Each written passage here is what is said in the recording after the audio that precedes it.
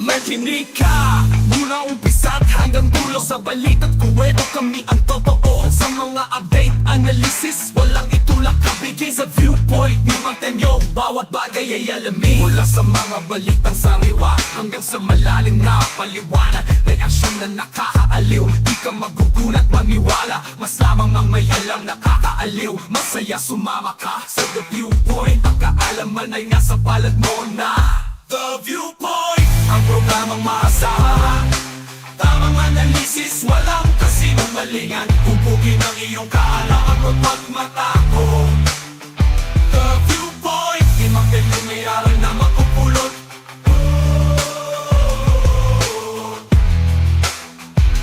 May aral na makupulot. Manatili sa unahan, huwag kang aatras. Mga usapang seryoso, magreaksyon maangas. Sumali sa usapan, ang iyong boses ibahagi. Inspirasyon at impormasyon, puro tama walang mali. The Viewpoint, ang programang maasahan. Tamang analisis, walang kasinungalingan. Pupugin ang iyong kaalaman at pagmatako. The Viewpoint, imang may aral na makupulot.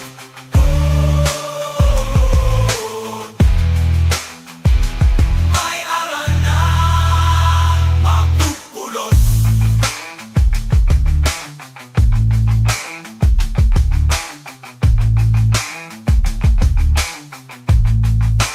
Whoa!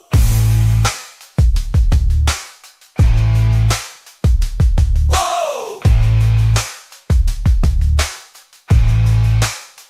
The Viewpoint, ang programang maasahan. Tamang analisis, walang kasinungalingan. Pupugin ang iyong kaalaman at pagmatako. The Viewpoint, limang may aral na makupulot.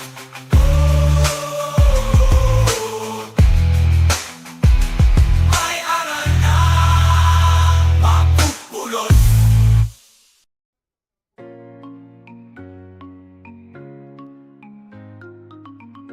Hello, hello, hello, hello.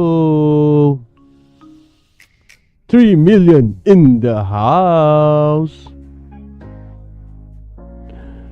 Magandang gabi sa inyo lahat. Hello, hello, hello. Good morning, good afternoon, good evening to each and everyone. Welcome to The Viewpoint with Mang Temyong. Mang Temyong, sign in. San man kayo naroon, anuman ang iyong pinagkakaabalahan, sana'y lagi kayo nasa mabuting kalagayan, kapiling ng inyong mga mahal sa buhay. Ayun! Oo. 4 million in the house.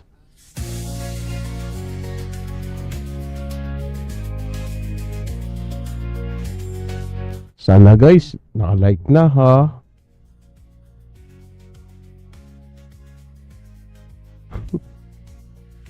Oo nga nagsabay na naman kami ng TMR Talaga ito si mga time yung mahilig sumabay kay TMR Kala mo naman. Hindi, okay lang yan. Kaya nga may team replay.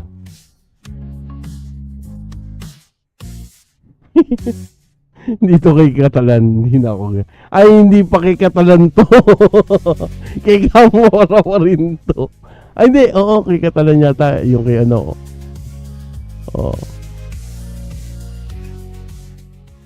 Oo, yung kay Katalan, kinabahan din ako dun Yan. Bati-bati muna tayo guys. Batiin muna natin yung 4 million na nandito. Oo. O ba, ayaw lumabas. Oh, ba't iba lumabas? Teka lang Pati itong Discord na lumabas Baka iba na pindot ko. Teka lang. Sorry. Okay. Ayan. Bati-bati muna tayo. Ayun. Rocket. Hello, hello, hello. Ayan. Addictus Rex G. Kahel. Lilibet Moller. Ayan. Stone Trooper. Ayan. Oo. 25 sobre Katalan yan. Oo. Just imagine, no? Oo. Grabe.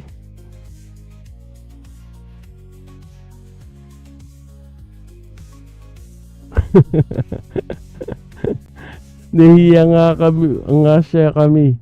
Ano? Nahiya nga siya kasi minimal amount lang. Wala eh. Variables. Grabe, no? Oo. Ito yung tinatanggi-tanggi. Tapos, anlain na nag-ano eh. Ilan na ba silang corroborate? Si Gloria Mercado una, di ba? Sumunod si Oasis. Oo. Tapos si Powa, di ba? Sinabi niya occasionally. Oo. Monthly may occasion. So, mahirap kung araw-araw may occasion. Kasi occasionally. Di ba? Oo. Grabe. Grabe sabi ng iba, hindi naman pera yan eh. Pera naman ni Sarah yan eh. Own pocket niya yan. Bakit? Ano masama? Masama! Bakit? Gift yun. Oo. Di ba nasa civil service yan? Oo. Di ba? Hindi ka dapat tumatanggap ng gift or ano, di ba? Occasionally si Moa. Salbahe talaga ito si Addictus eh. Kanina pa itong gigil eh. Kahit 10K na lang sa sa amin lilibid. Ano na kaya ang nangyari sa karir ni Catalan? 36 yun na in service. Ma-affect po kaya dito sa Supremang claims? Malamang. Malamang. Kukash. Dapat pala Addictus Kukash-tionally. Di ba? Kukash-tionally. Maylin, si Poa, mas malaki yung kasi hindi sobre. Envelope. Yan.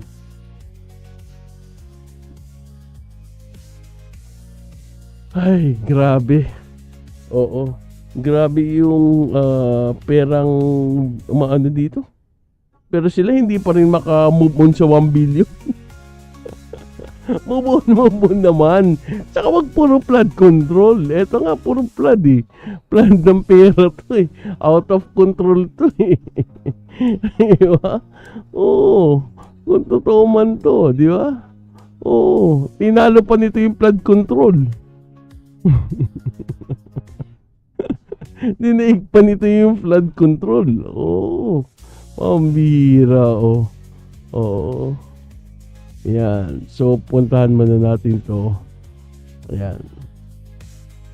Tuloy lang natin yung ating, ito part pa rin to ng House of Representatives inquiry in aid of legislation. But this time, bigyan naman natin daan yung pag-investigate ni ang pangalan ng ni yung kamukha ni Paulo Contis. Ang pangalan yun ni Rep. Rog Gutierrez, no? Oo. Nakalagay dito, House panel flags 158 quote and unquote bogus OVP receipt linked to confidential funds. Yan. Kahit sabi mong acknowledgement receipt lang yan, dapat pa rin yan di ba? Hindi, acknowledgement receipt lang yan. No. Oo, still. Basahin natin. Titignan ko kasi, ayoko kasi yung basahin buo. Baka, ito na lang. House lawmakers are questioning the authenticity of at least 158 acknowledgement receipts submitted by the OVP to the Commission on Audit to justify its confidential expenses, saying the red, quote and unquote, red flags in the documents point to possible forgery. Wow. Oo. Tuesday, November 5, the House Good Governmental Panel Government Panel surfaced lawmakers' concerns about the same typographical error appearing in 158 receipts. Sobrang typographical yan. in the absence of signatures in document used to liquidate the OVP's secret funds in 2022 and 2023. Dito na tayo din sa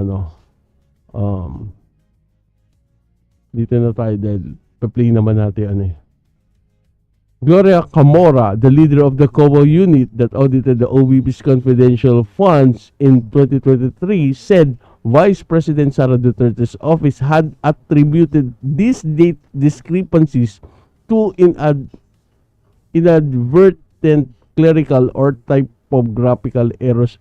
Nagkamali lang po sa pagsulat. Nagkamali lang po sa pag-type. Yeah. We would understand, sabi ni Gutierrez, we would understand if the typographical error happens once or twice, and for a single individual to make this mistake multiple times. But for 150 people to make the same mistakes, is that an acceptable margin of error? Gutierrez said. So, puntahan na natin puntahan na natin yung nangyaring, hearing, no? In aid of, House inquiry in aid of legislation. Teka lang guys. Dito pala ako dapat pumunta. Mali. Sorry. Yan. Magagalit si Marie pag walang walang audio eh. Hindi ko to na-download kasi kanina ko lang to nakagip eh. Oo. Hindi ko pa rin siya napapanood ng buo. So, puntahan na natin to guys. Sabay-sabay natin panoorin at sabay-sabay tayong mag-react. Let's do it. Thank you, Mr. Chair.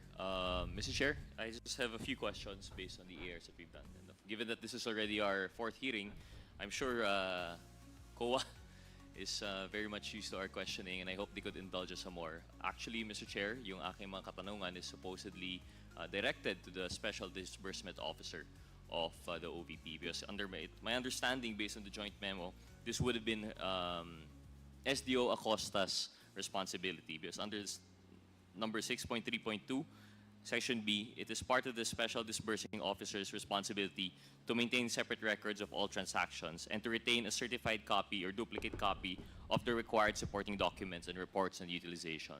However, and my questioning is precisely on this, on the acknowledgement receipts attached as justification, yung documentary evidence presented. However, given that the SDO Acosta is not around, I guess we'll be forced to at least to get this, some of the answers, I'll be forced to ask the COA. So with that, Mr. Chair, I'd like to direct my questions perhaps to Attorney Camora from the ICFAO. Kawawa naman si Camora. Ako na naman. Hindi ba pwede iba naman? If they would be so kind to indulge. Kasusunog ko lang. Sige, tuloy natin. Just as to add context po, no, Attorney Camora. We know po that the confidential funds are special in the sense that they respond to, they pertain to a certain purpose only. Mahina ba yung volume?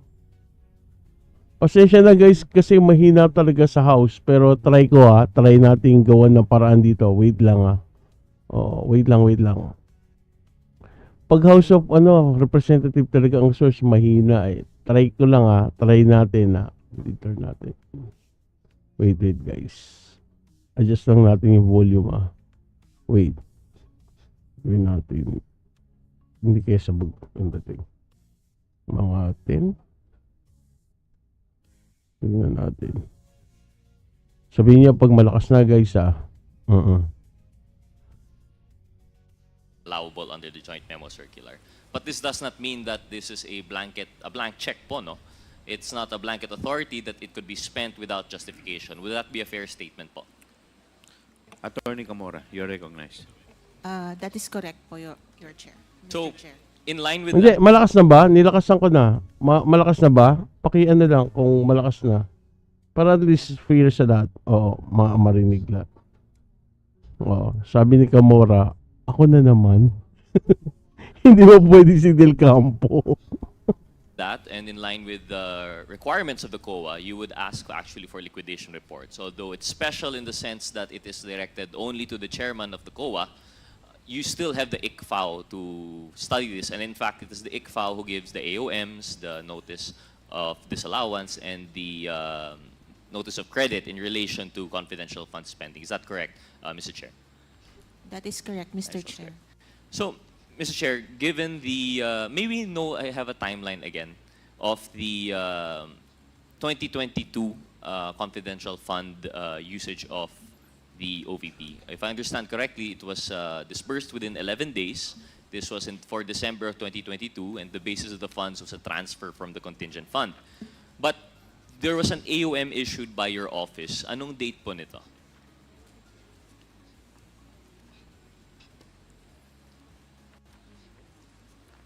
Mr. Chair, the first AOM is dated September 14, 2023. So for the 2022 confidential funds, September 2023 yung AOM. And the response by the Office of the Vice President was received around what time po kaya? It was received by the ICFAO on October 19, 2023, Mr. Chair. October 2023. And one of the findings there was insufficient the DEPs po, no? And this would be pertaining to, in support of the liquidation reports, yung ating mga acknowledgement receipts. Whereas compared to usual spending by government wherein we actually need official receipts, kapag ang pinag-uusapan po ay confidential or intelligence funds, because precisely Confidential kasi. confidential dapat yung usage nito, it is sufficient to submit acknowledgement receipts. Tama po ba? Oo. Instead of official receipt, since confidential yan, ang ginagamit is acknowledgement receipt. Pero be that as it may, dapat maingat pa rin yan at maayos pa rin, parang treat it as official receipt. Parang ganun. Oo. Though acknowledgement lang siya kung paano dapat maayos yung pagresibo or yung pag-ano ng resibo, dapat even sa acknowledgement dapat maayos din. Mr. Chair, since the requirement is documentary evidence of payment, not necessarily official receipt. Correct. So we Acknowledgement could lang. submit acknowledgement Attorney Acknowledgement, receipts. oo. Pwede pong pakilakasan po ninyo yung boses ninyo.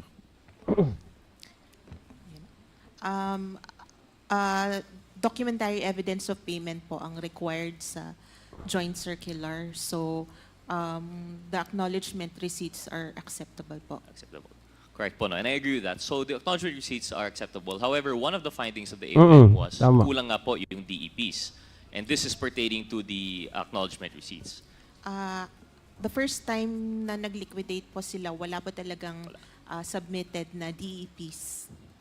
Opo. So that's why you had the AOMs in September 2023. Part of the findings was the lack of the DEPs, precisely yung mga ARs natin. And then they answered in October 2023. When they filed in October 2023, was it already there, yung DEPs? Yung justification po nila? Yes, Mr. Chair, it was part of their compliance. So it was submitted October 2023. After that, there was a notice of disallowance pertaining to that quarter. Kailan po Tingnan niya, pakinggan niyo maigi yan. ito na issue? Mr. Chair, before that, May exam kayo mamaya. Hindi, joke lang. a notice of suspension was issued. So normally, after the AOM is issued and the COA is not satisfied with the compliance, we issue a notice of suspension, which was issued on December 13, 2023. December 2023. And the notice of suspension you mentioned is when the COA is not satisfied. So yung pagsubmit po ng October 2023 DEPs, hindi pa po satisfied yung COA. And what was the reason that you were not satisfied? Mali-mali po ba yung mga AR or kulang pa po yung mga AR? May mga ibang ARs po na may issues and may kulang pa po na additional documentation. AR is on other acknowledgement ARs. receipt pa. And after the notice of suspension for December 2023, they were given another chance to submit additional documents. Is that correct? Or wala na po? Meron pa, Mr. Chair. Meron They were given 90 days. 90 days. To, When did they, apologies, when did they submit their additional DEPs po? Hello, Christopher Anyag. In response to the notice of suspension? Mr. Chair, we received their compliance on March 13, 2024. March 2024. And finally, I suppose after this, ito na po yung disallowance. Yes, Mr. Chair. Anong date po ng disallowance po natin? The disallowance is dated August 8, 2024, Mr. Chair. August 2024. Thank you. I'll get back to that po. No? I wanted to establish a timeline because one of the things that we have found with the acknowledgement receipts is that there seemed to be a disconnect in regarding relation to the dates, especially considering the fourth quarter of 2022 CF. Mr. Chair, maybe ask the Secretariat. I don't know if they prepared it. I want to flash on screen an acknowledgement receipt. Ayan na. Ayan na. Here. Is the date legible po sa inyo? Can you see? I'd like to confirm that the date that it says is actually December 28, 2023. Do you see that, Attorney Camora? Yes, Mr. Chair. And supposedly this was attached. I'm not sure if this would come in for the first batch of response in December 2023 or if it came in with the second batch of response in March 2024. But this is supposedly a DEP presented for the fourth quarter of 2022. Isn't it strange? Not Hello, really strange, Lemon. it's outright false for it to justify an expense in 2022, but the date is 2023. Would that be correct, Ms. Camora? Attorney Camora? That is correct, Mr. Chair. Actually, one of the findings under the notice of suspension is that some of the acknowledgement receipts Yan, sir. were dated December 2023 and some were even undated. Yes. And this would be the basis for disallowance? Or was this, this was the findings of the AOM po, no? Yes, that is under the notice of suspension na po, Mr. Chair. suspension. Since nakapag-comply na sila, so yung observation namin was already under the notice of suspension po. How would it be complied po, Attorney Camora? How did they rectify the AR?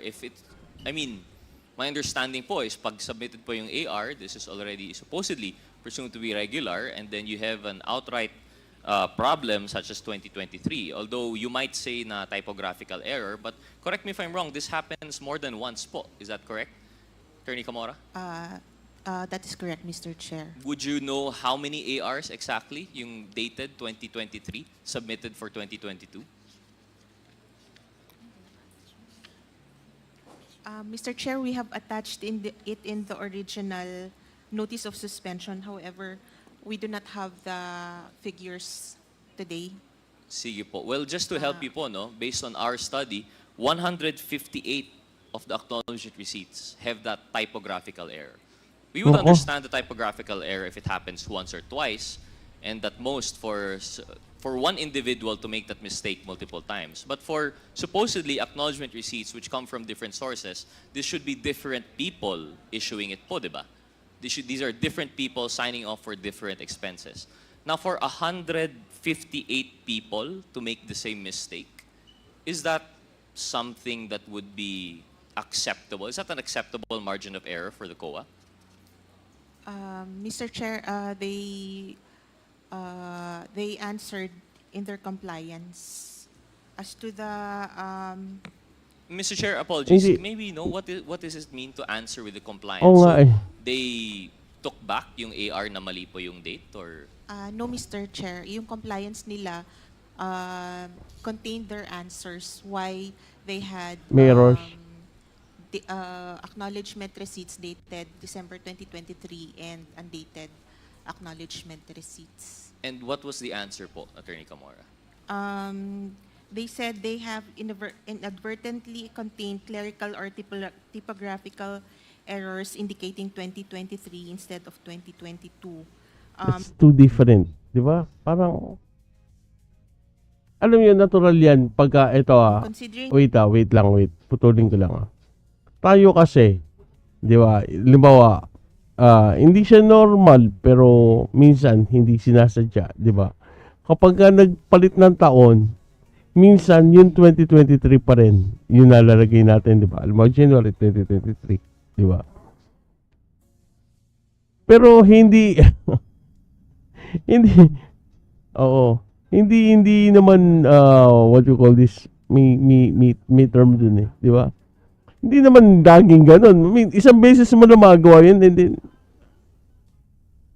The nature of confidential activities which are usually conducted Shelo Magno. discreetly and completed within a short period of time, and in addition to the lack of attention to details of personnel attending to voluminous papers from several individuals, some data in the acknowledgement receipts submitted as proof of transactions may have been missed. Mr. Chair, apologies. I think that portion would suffice po, Attorney Camora. No? So the answer of compliance, they did not dispute, they did not take back the ARs, but they simply gave that defense Excuse. that Oo. it was an inadvertence, or basically typo nga po siya. But precisely the point, Mr. Chair, that I think that the committee should consider is that it's a typographical error for 158 acknowledgement receipts. Kaya nga, This is yun not- siya sabi ko, isang beses, pwede ka magkamali eh. Pero sabihin mo na ganyan, my God. Di ba? Something that I think, although we do not argue with the COA, of course, this is their jurisdiction. It is precisely their decision if that compliance would be sufficient. However, I think for us to consider in strengthening the laws that we are going to craft, in support perhaps of the joint memorandum circular, I think we have to be stricter with the acknowledged receipts to be issued. Because, Mr. Chair, I would like to propose one thing. Of course, the COA will not be able to answer this. But given the timeline po, no, September 2023 yung first na AOM, the October 2023 was the compliance with the first batch of ARs, and then December 2023, the notice of suspension. And that was the time siguro po, no, that they were coming up with these new ARs. It would make more sense, Mr. Chair, for them to make that mistake. Because pag nagkaka-typographical error po natin sa date, the usual mistake is you put on the date that is current. Isn't it possible, Mr. Chair, based on human experience, isn't it more likely that these ARs were prepared a year after the fact already? That they Tama. were prepared in December 2023, because this precisely coincides with the date in which they submitted the second batch of the ARs. I don't think, Mr. Chair, this was a mistake that was committed in December 2022. This was a mistake that was committed after the fact, after the AOM, and after the notice of suspension, when they were rushing to comply with yung mga butas po na lahat ng COA. I think this is something that the committee should consider. Especially when it comes to lang compliance siya. with the COA. We are not faulting the COA, of course, and we respect them. This is their jurisdiction.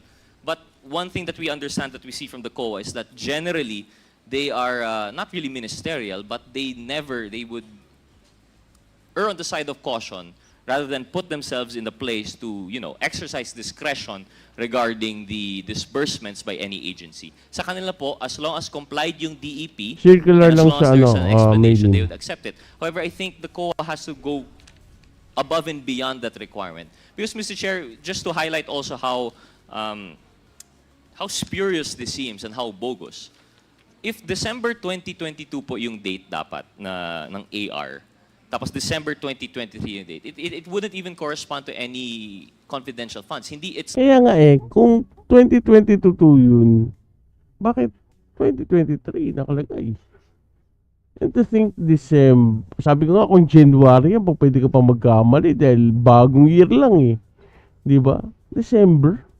not possible if ever the reasoning was nagkapalitan ng AR, because I understand that might be one of the excuses for inadvertence. Baka nagkapalitan yung AR for December 23 and December 2022. Pero wala pong December 2023. If we recall, the fourth quarter of the confidential funds for the Office of the OVP was never dispersed. They chose, although it was already included in the our General Appropriations Act, they chose not to disperse yung fourth quarter. So saan po na ilalagay itong December 2023 AR if, in fact, they would say inadvertence, Wala naman. kapalitan yan? Or if Tama. they say typographical error naman, it wouldn't make sense. What's that doing in December 2022? 158 times po nangyari. More likely, this was the same mistake committed by perhaps a few persons, which raises the question, are these acknowledgement receipts spurious? Are they bogus? Are they false? In addition to that, Mr. Chair, I'd like to present another acknowledgement receipt.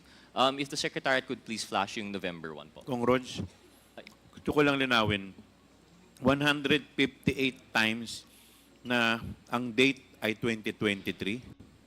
Mr. Chair, based on what our office has found, 158 of the ARs corresponding to 23.8 million were submitted for the for the fourth quarter of 2022 disbursement, but they were citing 2023. Ang sabi nga po ng 2023. COA na ang citing the answer of the OVP is that inadvertence po. Ang dami naman pagkakamali nun. Kaya nga eh.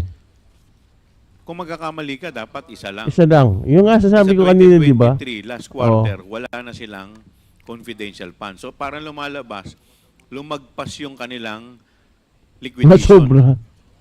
Sobra-sobra yung liquidation na nilabas nila. Tama po Oo, ba yung nasobrahan. pagkakaintindi ko sa Yeah. sinasabi ninyo? Well, Mr. Chair, your guess is the same as ours, but it could also be na these are ARs belatedly prepared.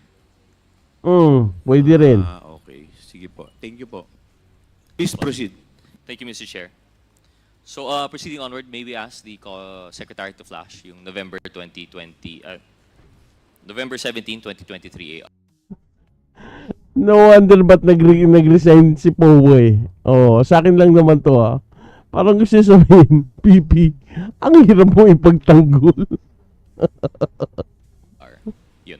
Thank you. Attorney Camora, is it legible po? Can you see that the date is November 27, sorry, 2023.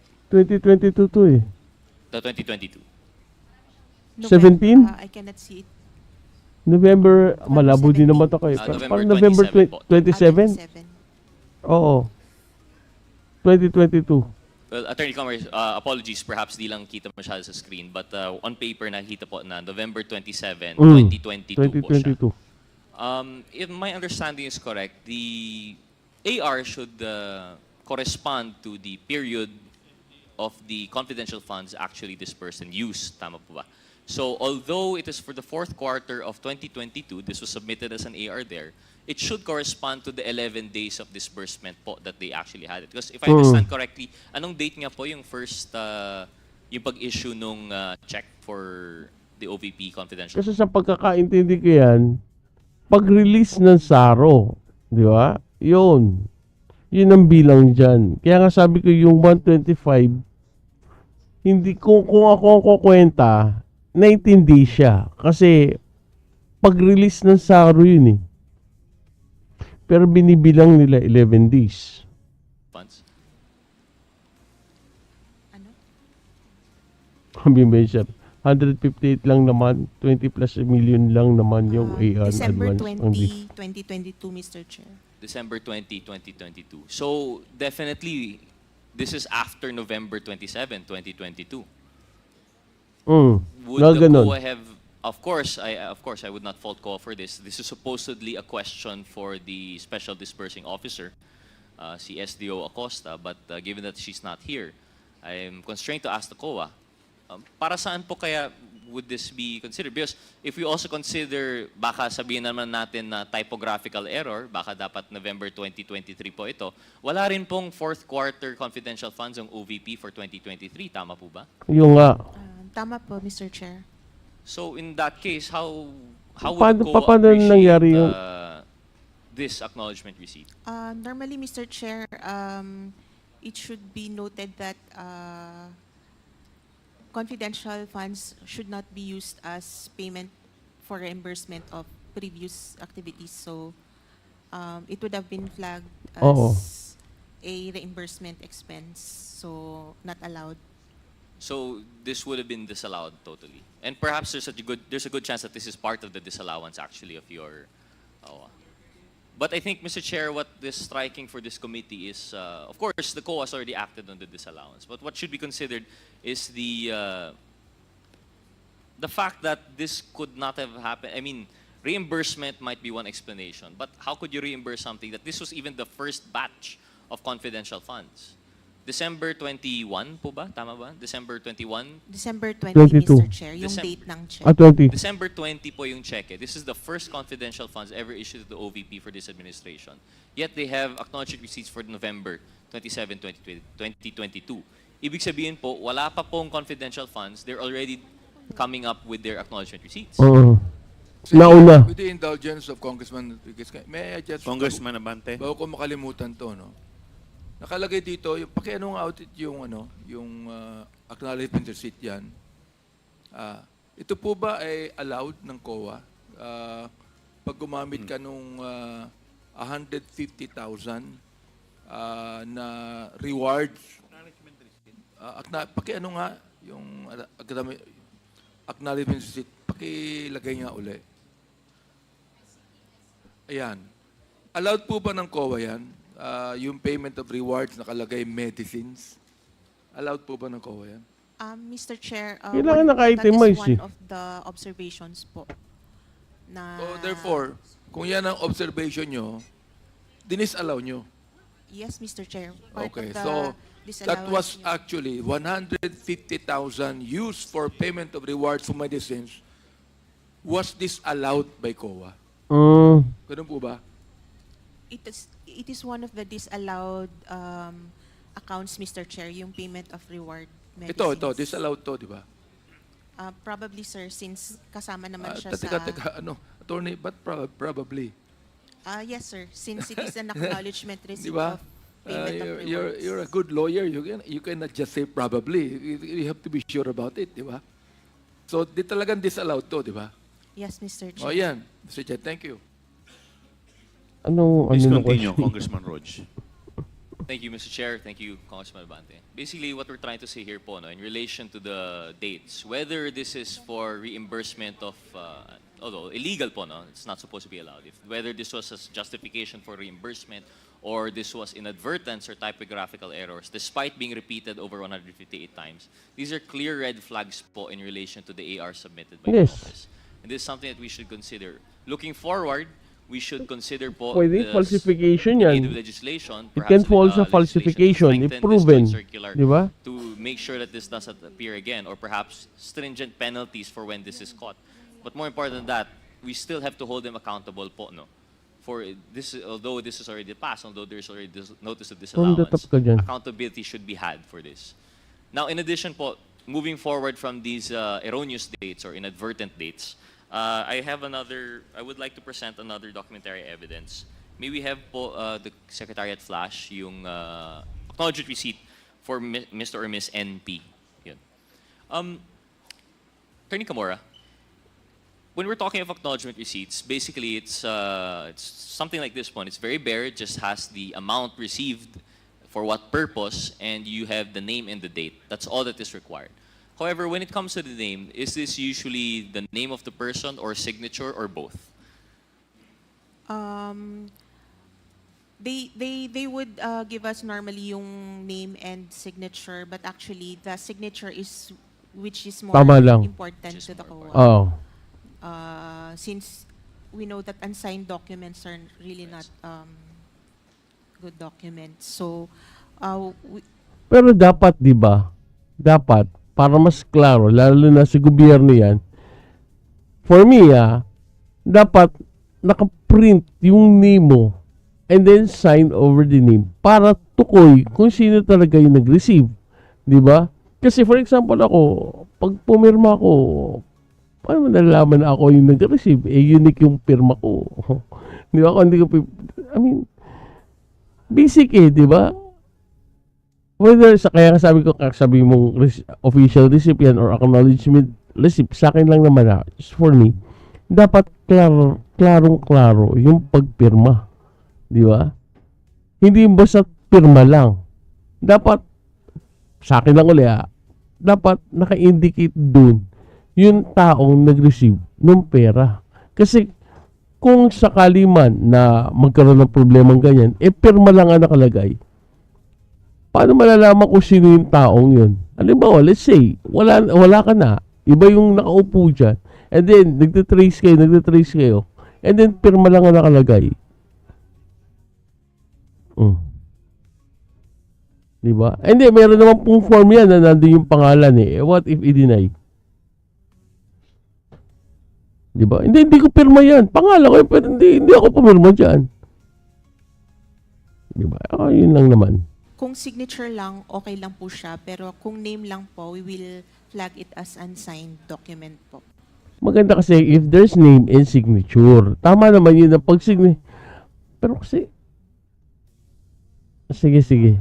Ano nila yan? And what is the reasoning for this? Because a name can be written by anyone. Oh, But the yun ang signature sinasabi ko. supposedly- That's what I'm saying. Di ba? Oh. Kahit yung signature di ba? Kahit sabihin, teka lang kahit sabihin mo na signature yan And then, nandun naman yung pangalan pumirma lang naman yan. Paano ko sabihin ko sa'yo na hindi ako pumirma niyan? Pangalan ko yan pero hindi ako pumirma niyan. Anong proof mo na akong pumirma dyan? Oh. Tayo na. Di ba? Di ba?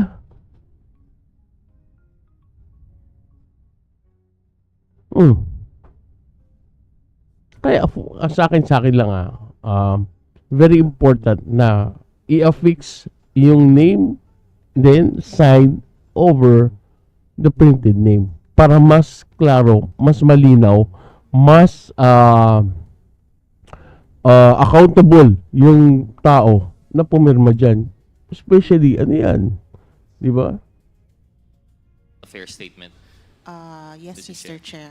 Much better na i-attach ang photocopy of valid ID with original signature. Sabi ni Kim, op. Huwag ka muna magpass. Binabasa ko pa sabi ni Kim, much better na i-attach ang photocopy of valid ID with original signature sa acknowledgement receipt para mas strengthen ang reasonable ng acknowledgement receipt para supporting documents. Puros tao ba naman from Davao yung binitbit Level up ang corruption, sabi ni Vencer. In a national level na walang takot. Sara So what happens when, for example, here, it may not be seen, it's redacted precisely because it's confidential. However, it could be noted that this name was written in block letters, which are not distinctive by any manner. Yet, this was what was submitted as an acknowledgement receipt. So in cases such as this, it's very possible that someone purporting to be Mr. NP is writing the name for NP. Would that be correct, Attorney Camora? That is correct, Mr. Chair. So in this case, this would be another case of an irregular AR. Would that be correct? Yes, Mr. Chair. And of course, when it comes to the ARs that are just block letters and names, because precisely it could be purporting to be that person, but signed by anyone else, this should be disallowed, Mr. Chair. But of course, as mentioned again by Attorney Camora, alam ko baka narinig din na po kayo with all of these questions for the ICFA, which are all redundant. But it just is an additional proof po that what we're looking at here are red flags when it comes to acknowledgement receipts. And I think we Sabi really ni should... Vencer, mainit din to Wala ka na nga resibo. Hindi mo pag... Maawa na kayo kay Camora. Kanina pa nasusunog yan. strengthen po siguro the DEPs that would be required for confidential funds. Kasi po, hindi po to biro. And if you look at it, precisely, we're talking about a single payment for 400,000 pesos as a reward payment. Yes. Which could be anyone because hindi nga po signed. Kung sa mga signatures nga po, nagkakaduda tayo kung totoo yung signature. Paano pa kaya pag walang signature at all? How do we know that this person exists? These are some issues that we should consider po, Mr. Chair, when we're going to craft our legislation to strengthen po yung Joint Memorandum Circular. Mr. Chair, I had other questions, but I think this could only be answered by SDO Acosta. So I would like to manifest that I would like to join po yung, I have the same sentiments as Chairman Abante, that these persons invited should appear. At least, it would be our 5th hearing already and still we have no answers, and I think it would the answers really rely on their attendance, and this is only for the accountability for the truth that our people would see. So I think we should really have a harder stance for requiring their attendance. So with that, Mr. Chair, I would now defer and yield to our other colleagues here today. Thank So punta tayo kay Kong Hun. Pero bago yan, sandali lang Punta natin yung kay Kong Hun. Teka, wait lang. Hindi pa tayo kay Akop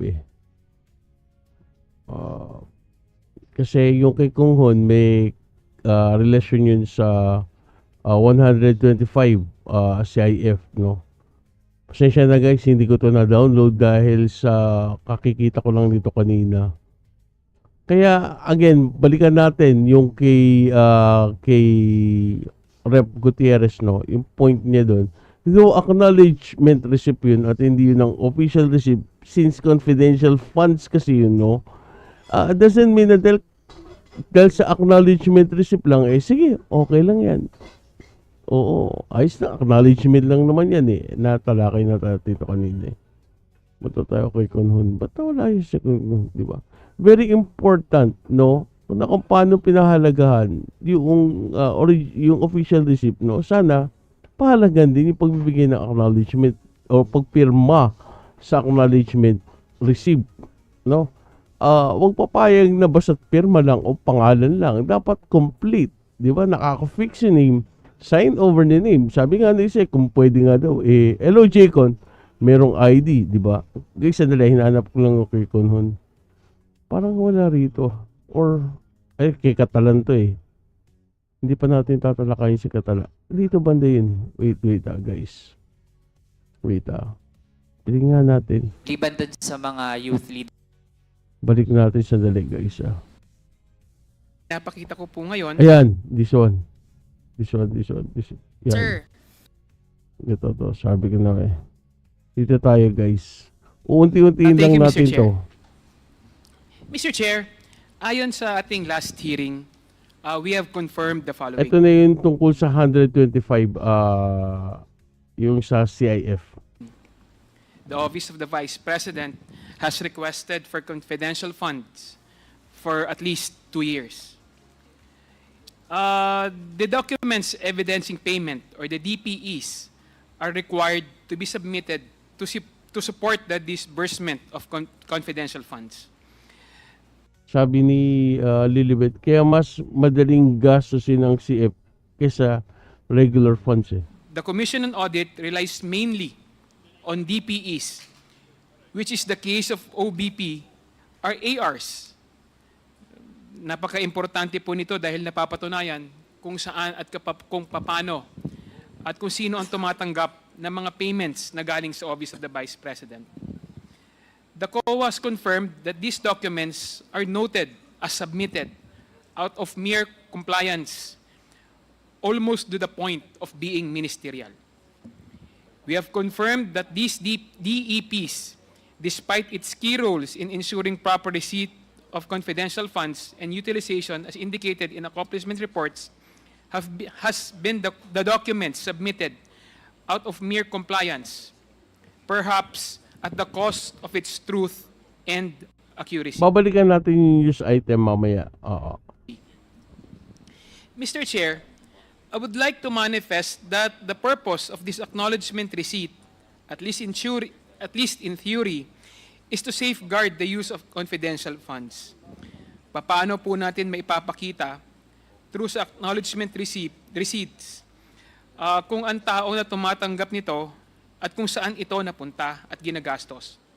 Kahit confidential funds po ito, need po natin bantayan kung paano ito nagagastos at kung paano ito nagagamit.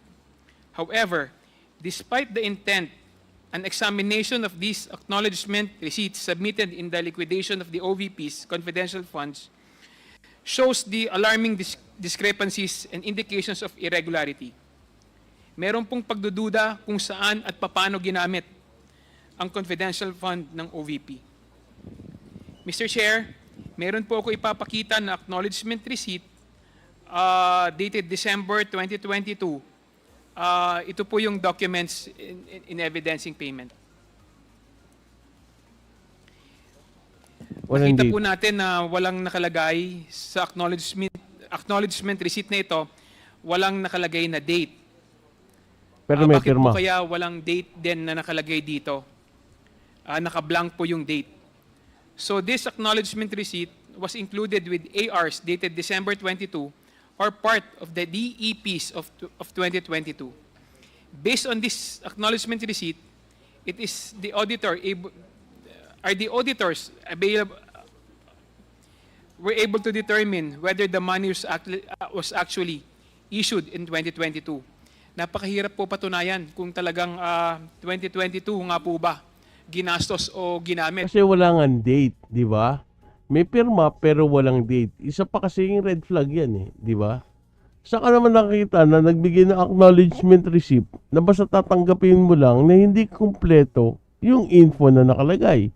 O, walang date. Paano mong i-ano yan?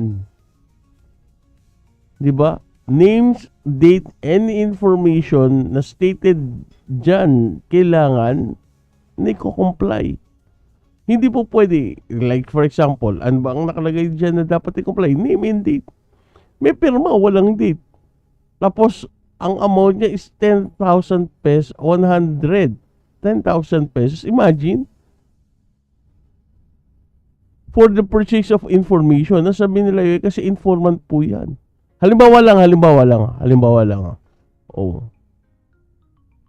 But still, di ba? Yung date, kailan niya tinanggap yan? Kailan inirelease yan? Di ba? Itong mga ARs na isinabmit ng Office of the Vice President dahil wala nga po itong date. Ano sabi nito? Kim, pwede pong mag-ask if anong memo circular. Babasahin ko po sana para matignan ko. Maylin, paki, kung nandiyo si Maylin na, wala kasi yung ano ko dito eh. Lilibet Moller. Total country funds of BP is more than 600. Ang daming, marami talagang red flag. Venture, legal document tas mekos sa mga AR. May maipasa lang, tama nga ang nanay ni Sarah. Artless nga. Uy. Ano po ba yung nakapaloob sa acknowledgement receipt na ito? Wala rin po itong period covered. So, ano po ang dahilan kung bakit kailangan may nakalagay na period covered sa isang acknowledgement receipt na ito? Para alam kung Tingin ko kailan. po kailangan nating malaman Kung kailan. para malaman din natin kung kailan. Kailan ni-release. Kailan na-release. Kailangan yung period cover. Di ba? Oo. At para saan ito ginamit. Para hindi ka rin nanghuhula. Kailan ba yan? 2022, 2020, 2021, 22, 23? Paano ko yung period na yun? Wala naman silang di ba? Kung wala po itong date sa nakikita ninyo, medyo hindi katanggap-tanggap at talagang nakakapagduda kung saan at paano ginamit yung pera na nakalagay po sa acknowledgement receipt na ito. To illustrate to you, I will show you the acknowledgement receipt in the name of a certain AAS who appears 3 times in the acknowledgement receipt on hand. Oo nga. Ba't isa lang? Iba't iba ang amount, iisa lang ang pumirma. December 22, 23. 2023. Nakita po natin, bali sa dokumentong isinabmit ng OVP na ipinapakita ko po ngayon, a certain AAS may tinanggap po siya na pera sa loob po ng 2 buwan. From December 2022 to February 2023, almost 210,000 ang tinanggap niya. But Para from saan? December 2022 to July 2023, nakatanggap si AAS ng 300,000. Purchase of information. Maring nakakapagtaka po kung paano at para saan ang ginamit na perang ito. Kasi ang nakalagay po dapat is purchase of information. To reiterate, magkaparehas lang ang purpose ng tatlong ARs. Kung magkaparehas lang, bakit may varying amount sa disbursement?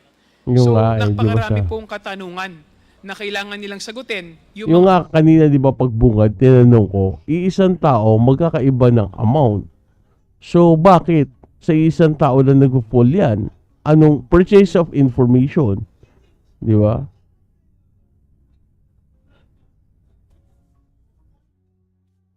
December 22, tapos first quarter ng 2023, third quarter ng 2023, iisa lang ang tumatanggap. Different variation or different amount. pareho ng purpose, purchase of information.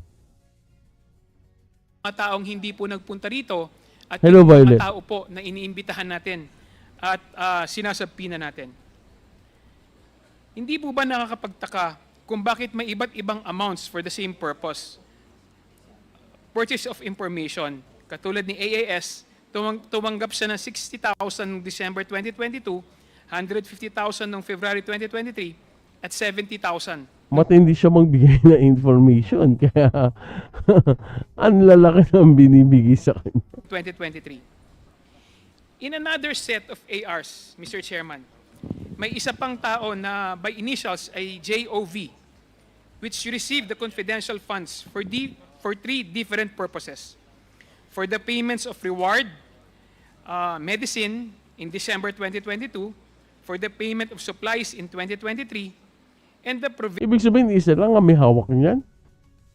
Di ba dapat pagka medicine, ibang tao may hawak? Pagka sa payment of purchase of supplies, pag sa supplies, iba dapat ang taong may hawak. Pag purchase of provision of medical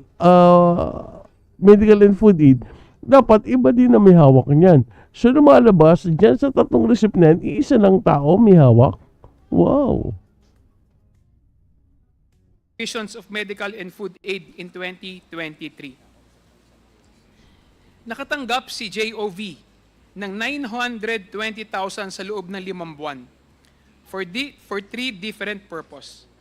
Payment of reward of medicine, payment of supplies, and provision of medical and food aid.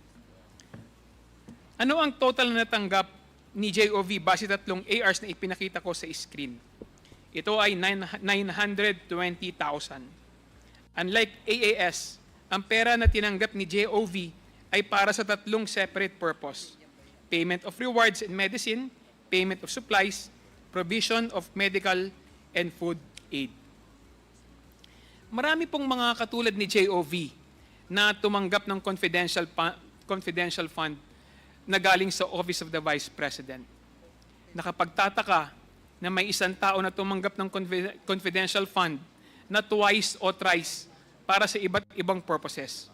Nakakapagtaka din kung saan ito nanggagaling. Ang galing-galing naman ng tao na yon, marami silang businesses na sobrang swak na kinakailangan ng Office of the Vice President. Kasi dapat ganun nga, di ba? Different, aywan ko. Or baka meron silang, baka pwede natin Red flag yan. mas magandang katanungan is hindi ba kayo nagtataka kung bakit paulit-ulit ang pangalan? Halatang halata na parang ang Office of the Vice President ay naubusan na ng pangalan na ilalagay. Mr. Chair, please allow me to point out to a pattern that we found out in the documents evidencing payment for December of 2022. There is a very real possibility that the confidential fund were released in batches daily na parang routine na ito o robotic pa. Parang scripted ang pag-release ng mga pondong ito. Tignan po natin yung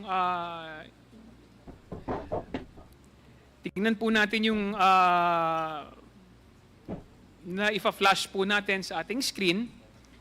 This shows a pattern that occurs throughout the DEPs in December of 2022. Nakikita po natin na halos pare-parehas po ang amount na ito. Sana Talagang nilagyan niya lalo. grabe po yung kanilang ginawa para sa reward medicine. Nagre-repeat po ito ng nagre-repeat po ito ng December 29 and December 30. And even occurs many more times during this period. Nakikita nyo rin po na never ninyo pinansin itong pattern kahit the same amount, same dates, and several times. Kaya hindi po ba nakakapagduda, lalong-lalo na po sa Commission on Audit, na paulit-ulit po na pare-parehas ang amount, pare-parehas ang nakalagay, lalong-lalo na sa kanilang mga DEPs. Mr. Chair, let us not forget that these confidential funds were spent all in 11 days. This pattern in releasing the confidential funds in batches show exactly how all the 125 million of confidential funds were fully spent. Mr. Chair, we have shown you the importance of the DEPs more than being a required document for the disbursement of confidential funds. And the DEPs, isa sa mga dokumento na dapat meron tayong integridad at dapat nating binabantayan dahil ito ang nagpapatunay sa maayos na paggamit ng confidential funds. Paano natin, how can the integrity of the receipt and the use of confidential fund be safeguarded pag walang maayos na mga nakalagay sa ating mga acknowledgement receipt or pag hindi nababasa ng maayos yung acknowledgement receipt. Mr. Chair, dapat po talaga na humarap na yung mga tao na ating sinusubpina, na ating After this, pinapatawag. guys, Dito sa- pagtapos nito, last natin yung kay Catalan. Yan. na naka-destino o naka-assign sa office ng Vice President. Sana po, Mr. Chair, wag na po nilang pagtakpan ang ating Vice President dahil nakikita naman po natin na marami po talagang irregularidad na nakikita, lalong-lalo na sa kung paano nila ginamit ang kanilang confidential fund ng Department of Education at saka ng Office of the Vice President. Huwag po nilang pagtakpan ang iisang tao lamang. Dapat po ang loyalty nila para po sa interest ng bansa, hindi po sa isang tao lamang. Yun lang po. Maraming salamat, Mr. Chair. Pupunta tayo kay Catalan. Namali pala ako ng play. Kay Catalan tayo. Guys. Kawawa si Eric Camora talaga dito. Siguro to Catalan. Punta na natin si... Wait guys. Last na to last. Yun! Okay. Wait. Yan. Let's go. Teacher on this liquidation report. Yes, sir. So you're aware. I am aware of the face copy of the liquidation report, but the supporting documents were not presented to me. So it was not presented to you. You just signed it. It was, Teka. Ito ba yung pisa? Hindi kay Camposano. Nagkwento Tama para nga yun. to defend. Ma'am? Miss Catalan, nakapag-oath na po ba kayo? Yan. Last hearing, nakapag-oath na? Okay. Yes, please continue, Congressman Paduano. Ma'am, are you still with the DepEd? yes, Your Honor. And please tell us about your present position in DepEd. I've been the chief accountant since 2010 Until now. until now. Until now. So you're aware of this liquidation report that was submitted by COA to this committee, and your name was affixed in this liquidation report, and you have a signature on this liquidation report. Yes, sir. So you're aware. I am aware of the face copy of the liquidation report, but the supporting documents were not presented to me. Oh. So it was not presented to you. You just signed it. It was, You're the chief accountant. yes, sir, but it was just a formality that it should be covered by the liquidation report. But No, but suppose Hindi mo binasa? Parang ganun? Pinirmahan mo lang? you're the chief accountant, you have checked. But per joint circular, sir, it was stated that the liquidation report plus the supporting documents shall be submitted by the disbursing officer direct to the ICPAO without any presentation to the chief accountant. Yung ICPAO po, saan po department under yun? COA, yung Intelligence and Audit Office ng Intelligence and Confidential Funds. COA, do you confirm it? CR break lang po si Attorney Camora, sir. So, Si Camora na naman. Ako na naman. Hello, Priscilla Batan. Okay, I will wait for Attorney Zamora. So, ma'am, are you telling this committee na ministerial lang yung sa'yo? Come again, sir. Are you telling us na ministerial lang po kayo? Pumirma kayo dito without looking at the liquidation? Honestly, yes, sir. I will say yes. Oh, di may problema. Because if ever a case will be filed against Sabit siya.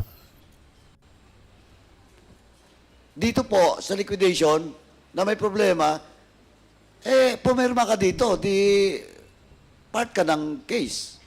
But then again, sir, under the joint circular, it was clearly stated that the documents and supporting documents to the liquidation report shall be directly Sige nga. submitted to the COA. And it means that it will not pass through the accounting. Oh, GMC. Ba't ka pumirma? Pakicheck nga, shall. Mr. Chair, with the indulgence of Congressman Dr. Acop, Duano, you're recognized. Madam Accountant, Parang mukhang mali yata. naguguluhan ako. Teka lang. If you read the joint circular, there's a provision there. Teka, hanapin ko. Ano Kasi may circular kopya ba ko yun? dun eh. Nakalagay doon, under paragraph 4.16, in case of misuse of the intelligence or confidential fund, and depending on the participation in the transaction, the budget officer, chief accountant, Liable sila. treasurer, and the project officer may likewise be held accountable. Oh. Kaya with nga the eh. Special dispersing Kaya officer. nga, hindi po pwedeng basta pipirma ka lang na hindi mo babasahin, hindi ka magka-counter check. Basta pirma lang, daan lang sa'yo, pirma lang, okay na. Paano nga kung magkaroon ka ng problema? Let's say, this is our report and may problema, may mga irregularities. Hindi mo po pwede sabihin na hindi po, pumirma lang po kasi based po yan sa, sa joint circular. Which may stated, may nakastate din pala doon sa joint circular. Wala kasi din ako kopya kaya hindi ko gano'n ma-discuss further eh. Di ba? Na doon, clearly, based just sabi ni Rep. Acop, na ano man ang mangyari, ito pinaka mag-ana na explanation, hindi kayo exempted. Di ba? Mananagot at mananagot kayo. Oh. I mean, kung ikaw ay isang accountant, di ba? Dapat unang-una, pangangalagaan mo yung sarili mo. At dapat yakin mo na tama na nagagawa mo yung trabaho mo sa paraan na tingnan mo yung mga papeles na dumaraan sa'yo. Basahin mo. Tama ba to? Oh. Di ba? Ngayon, sabi niya, ayon sa circular, blah, blah, blah, hindi na daw kailangan, basta't pirmahan lang. Something na medyo malabo sa akin yun. So you can be accountable, madam. It's a provision of the joint circular. Oo. But then again, Your Honors, per provision 6.1.8.4, it was stated that the supporting document should be submitted by the, no, it's not. So sorry, again. That, Mali yung binabasa mo. 6.1.8.4? my apologies, sir. Oh, kasi mali eh. Okay. I have a copy of your circular here. Binabasa ko nga eh. Kinakabahan na, huwag niyang takutin.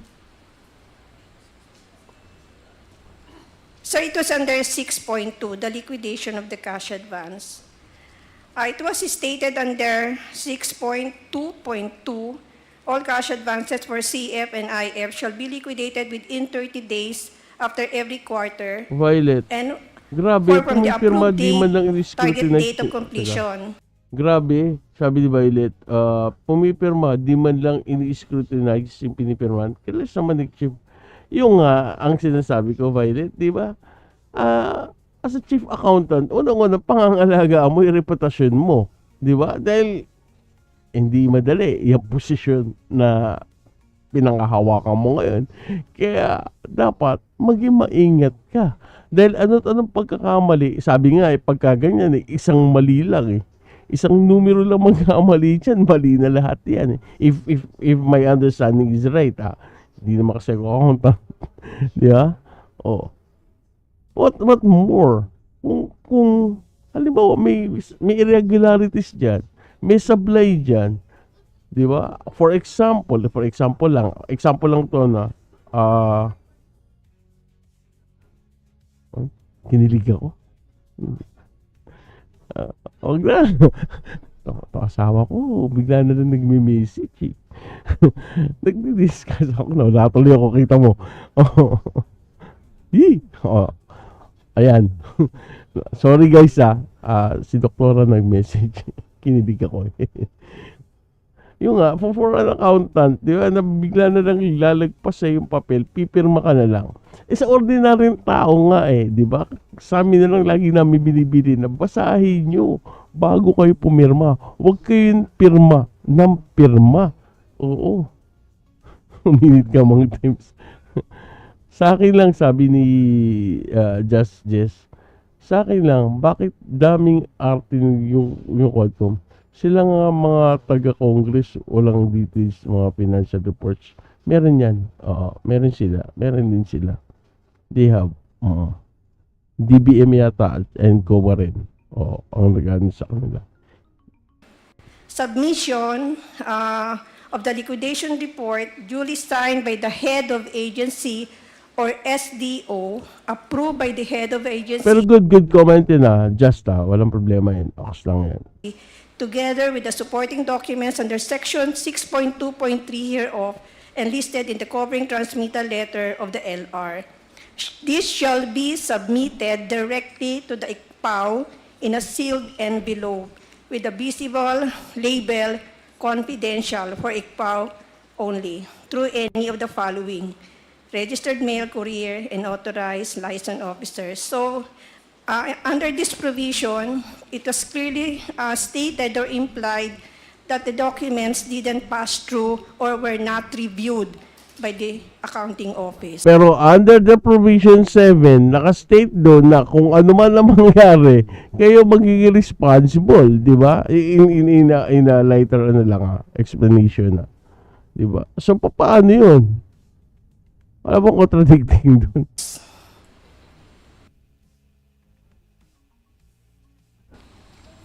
So how do you reconcile that with paragraph 4.16? Paragraph 4.16 pala. Sorry, 7 ang sabi ko. Sige nga. Kasi ini-excuse mo yung sarili mo because of a provision of the circular. Oo But the same circular meron din nakalagay doon. Oo, di ba? Yung nga same circular stated na ano man yan nandyan sa report, liable kayo. Di ba? How do you reconcile that? It could be stated here, sir, but honestly, and as I didn't, it was not presented really to the accounting office, the supporting documents. Hindi po yun ang tinatanong ko, madam. Ang tinatanong ko po, dinidepensa mo yung sarili mo using a provision of the circular, but the same circular states na ikaw ay accountable. How do you reconcile that?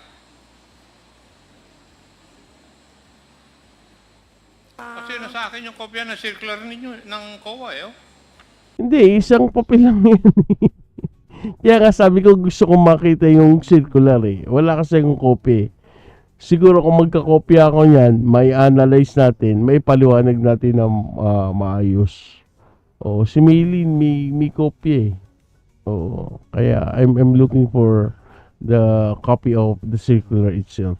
Para at least mabasa, maintindihan, may paliwanag. Kasi lumalabas na kung ang pagbabatayan ko lang ay yung binasa ni Ma'am Catalan at binis ni Rep. Akop sa isang circular, para sa akin, parang may contradicting. Parang merong may kontrahan sa isang papel. Di ba? Or big masyado yung ano, di ba? Tatlo, isang circular pala. Kala ko dalawa. Hindi, again hindi ko paano kasi, hindi ko alam kung ilan yung circular. So, siguro para mas okay is, I try to seek for the copies, no? Para at least, tignan natin kung tatlo ba yan, isa, dalawa. Ay, check natin, check. Oo. Right now, I'm just basing my observation dun sa usapan nilang dalawa. Again, wala akong copy nung circular. Kaya lang, based on my understanding, maaari din mali ako, di ba? Sa circular, isa lang hawak nila eh. Same circular na pinagbasahan nila, pinagbatayan nila. Ang conflicting lang is, bakit parang may contradiction dun sa paragraph 4 at saka dun sa paragraph 6, di ba? Whereas sa paragraph 6, sinasabi dun na hindi na kailangan dumaan or hindi na kailangan i-scrutinize as per my understanding. Pipirma lang siya and then ilalagay na sa sealed envelope, di ba? Without her examining yung paper na dumaan sa kanya. Ang necessary lang is nandun yata yung pirma niya. Which for me, parang, teka muna, oops, di ba? Tapos, doon sa 4, sa paragraph 4, yung sini-state ni Rep. Acop na ano man yung mga reports na nandoon, hindi ito yung verbatim, ano man yung mga nakasaad sa report na yun, parang tinetestify na lahat ay totoo at kung sakaling magkaroon ng mga irregularidad, yung mga signatories na nandoon, including si Mrs. Catalan or si Ma'am Catalan, ay mananagot, di ba? Oo. Sabi ni Violet, kawawa din yung chief accountant Mang Tems. Baka pag di niya pinipirman, malagot din siya. Dami na ipit sa grid. O nga kaya nga Violet, gusto kong makita yung mismong yung mismong kopya ng circular. Kasi sabi ko nga, again doon sa mga nandito, binibase ko lang yung observation ko doon sa salitaan ng dalawa. Wala akong kopya. So, sa paragraph 4, yun ang sinabi ni Rep. Acop. Sa paragraph 6, ito naman yung sinabi ni Ma'am Catalan. So, for me, parang may contradiction. Parang, di ba, may conflict doon sa isang circular, na same circular na pinagbabatayan nila. Di ba? Kaya nga ako nag-intervene dahil ini-excuse mo yung sarili mo sa liability. Pero the circular says that you can be liable. Actually, ako gusto ko lang bigyan ng si Catalana. Gusto ko lang bigyan ng depensa. Yung kasi ang pagkakaintindi niya, 'di ba? I hope na meron siyang abogadong kasama diyan to further explain to her yung nilalaman nung Circular 6 or better yet, yung taga-COA si Camora ba yun? What's her name? Siya mas maliwanag na makakapagpaliwanag niyan. Kasi just to be fair kay Ma'am Catalano as a chief accountant, no, yung kasi ang pagkakaintindi niya. Pero sabi nga innocence of law doesn't excuse, di ba? Oo, innocence of the law doesn't excuse anyone, di ba? Dahil sa hindi mo alam ang batas, ibig sabihin hindi ka liable, di ba? So ewan ko kung may abogado siyang kasama. I just hope and pray na meron siyang abogadong kasama. At least man lang, di ba, makapag-explain sa kanya, di ba? Sabi ni Violet, sabi ni Kim, yes, kailangan ko rin po ng kopya. Again, Kim, nakabase lang tayo dito sa usapan ng dalawa. Kaya sinasabi ko rin. Dahil wala tayo parehong copy. Kaya yung arguments natin nakabase lang sa kanilang dalawa Pero I just hope, no, parang kasing hostile kasi ang dating ni Acop kay Catalan. Kasi ang banat niya agad, ini-excuse mo yung sarili mo. But ako, I feel, no, nakikita ko si demeanor din ni Ma'am Catalan, no, hindi siya siguro ganun well-versed pagdating sa mga ganyan. So, di ba?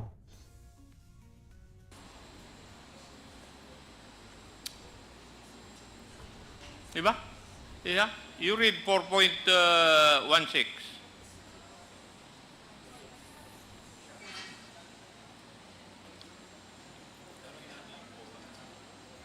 Wala pa yung COA eh. May we know from the representative of COA Uh, to be clarified as on the matter? Ngayon ang Your tama. Honor, based on the documents from our confidential team, the liquidation report that was signed by Ms. Catalan, certified supporting documents complete and proper.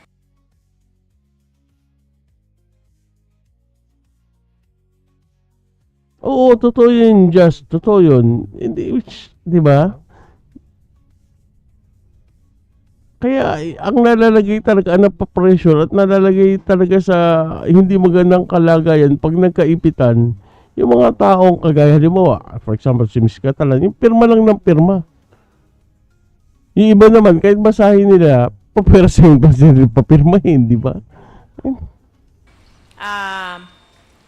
As the accounting unit. But then, if looking at the joint circular, it's stated there that the liquidation report in Annex E should be signed by the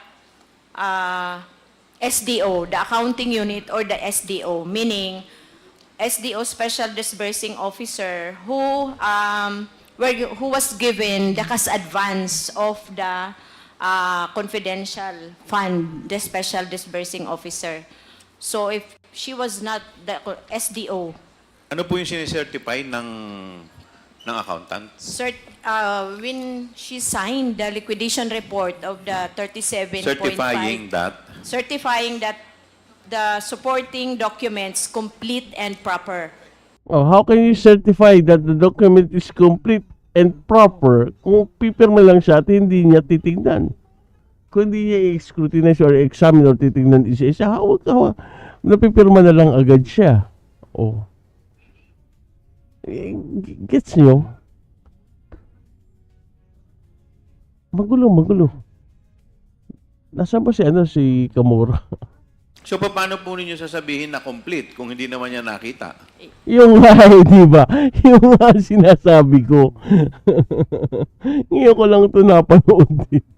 Di ba? Precisely, yun nga sinasabi ko. Paano sabihin na, okay, I certify that this report is truthful and accurate with attached or blah, blah, blah, blah, blah, blah. Yada, yada, yada.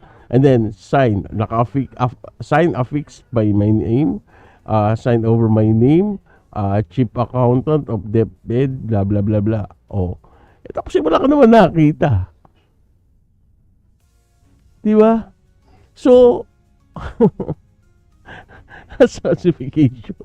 Di ba? I mean, pwede kasi sir na merong naka-assign sa liquidation process para pre-audit in a sense yung naka-assign.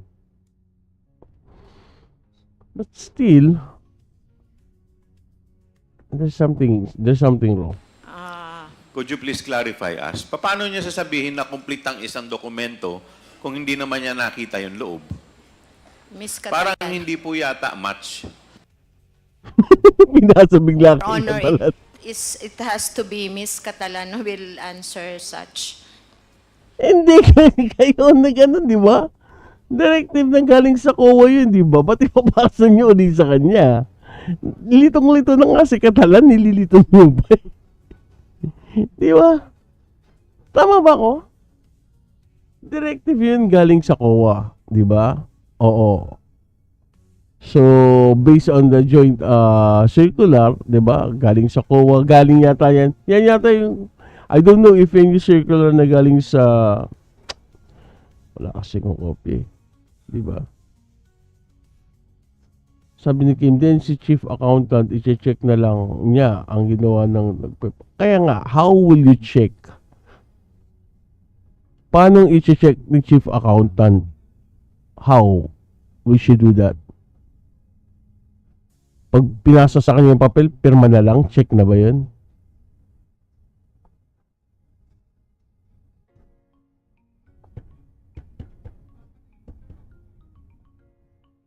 Ba't may naaway si Kim? Hindi, nagtatanong lang.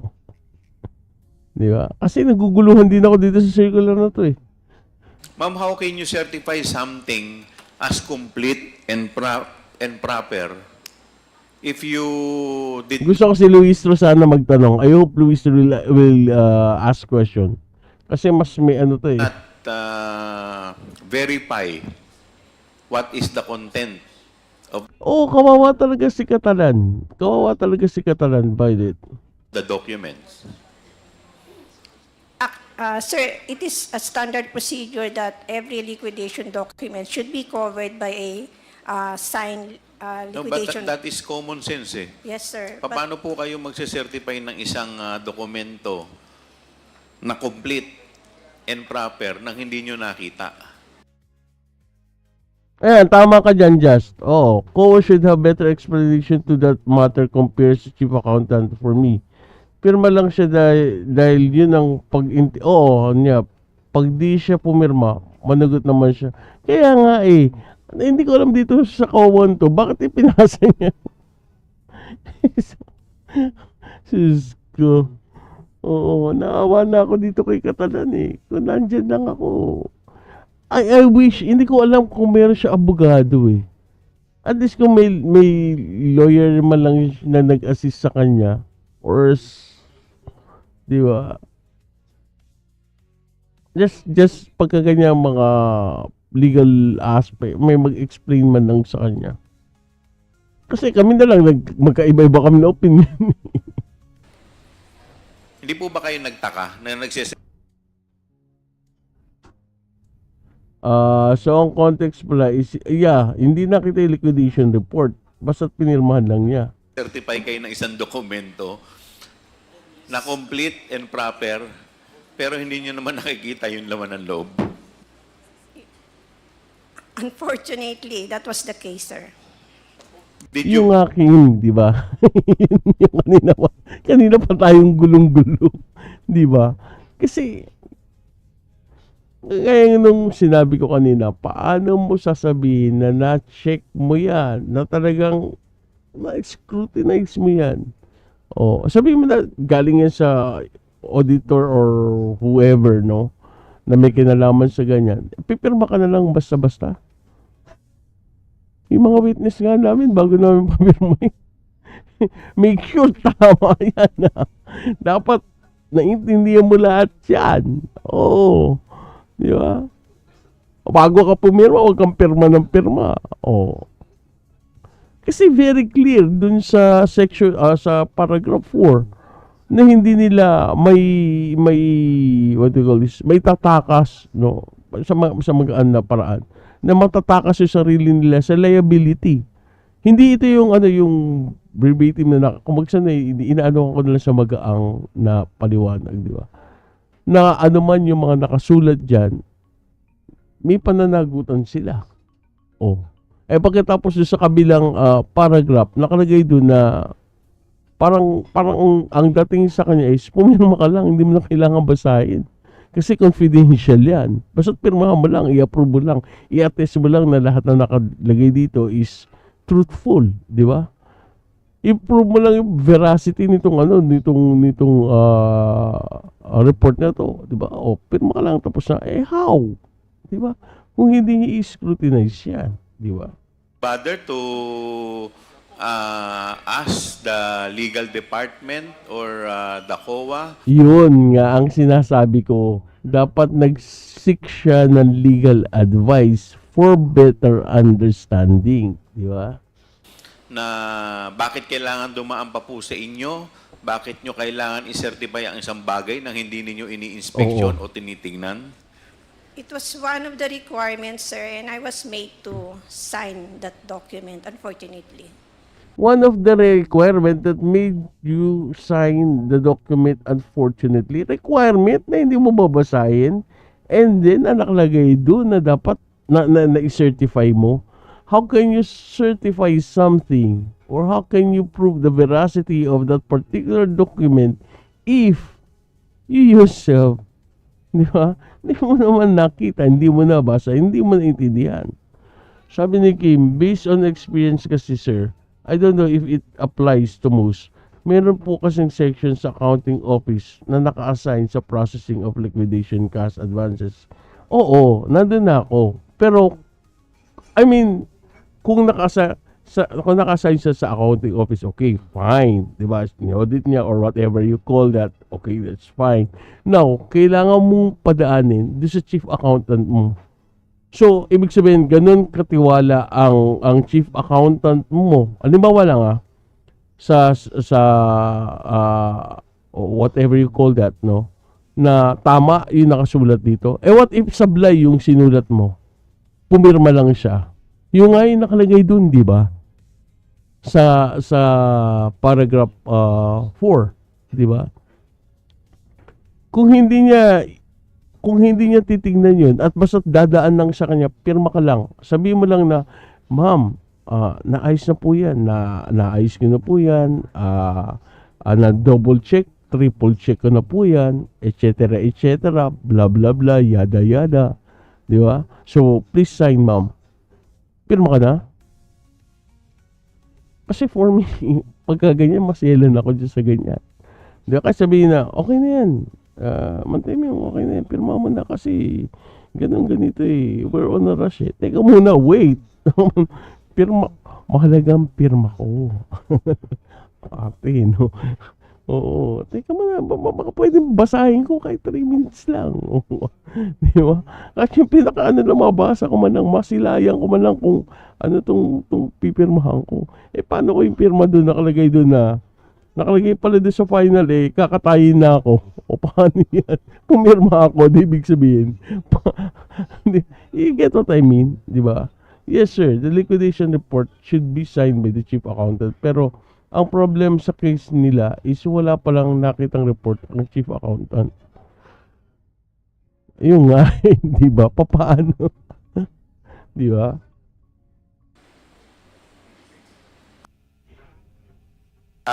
Chairman, Ako, I don't like the attitude of laughing, really. Di ba? Ewan ko, siguro sensitive lang ako sa mga ganyan. Di ba? I don't know why you smile. Maybe you smile for what? Di ba? Hindi ko alam. Siguro baka sensitive lang ako. ako din I ask... Congressman Paduano, please. Kasi for me kasi, ito lang ang ano ko dito, pag-analyze ko. Parang lang iniisip nila na nagtatakip. Tama ba yung Tagalog ko? Is my Tagalog right? Oo. 1 hour plus na pala, tapos from the top, bullshit. Uy, 9 o'clock na pala. Hindi ko napansin. Kaya pala nag-message miss ko. Tuloy. Thank you, Chairman. And I asked Ms. Catalan, yung tenure of office niya since 2010 pa. And I Kalma lang po sir, sabi ni Kimmy Pen. Hindi kasi maganda yung discussion natin eh. Kaya lang naawa lang kasi. Ewan ko ba. Having a good discussion kasi kailang siguro naintindihan mo rin ako, Kim. Kaya ganito rin ako kapassionate. Ayoko kasi sa lahat yung bang magbibigay ka agad ng, let's for example, yung sa sign ni Catalan, di ba? Ngingiti kang ganun. Parang bang as if prejudice ka na hindi ka sa boto. Parang there's something sa akin na yung mga ganung body language or why do you need. Di ba, Lisa, okay lang nang umiti ka kung natatawa din siya or may alam mo, mga slip of the tongue na nakakatawa, na nakasabi or whatever, di ba? Kasi parang yung ngiti is insulting para sa kanya. Di ba? What if hindi nga naman niya talaga naintindihan? Di ba, hindi ba po pwedeng ganun? think they're doing it since then. without checking the liquidation report. And ano na po, pumirma lang. But ma'am, eto ngayon nandito sa akin yung GMC, yung binasa mo is 4.2. Eto mama, yung 6.3.3. Eto specific mandate of each and every officials which covered by this GMC. Eto 6.3.3, the agency accountant. It's you, ma'am. Tama? And look at 6.3.3D, paragraph D.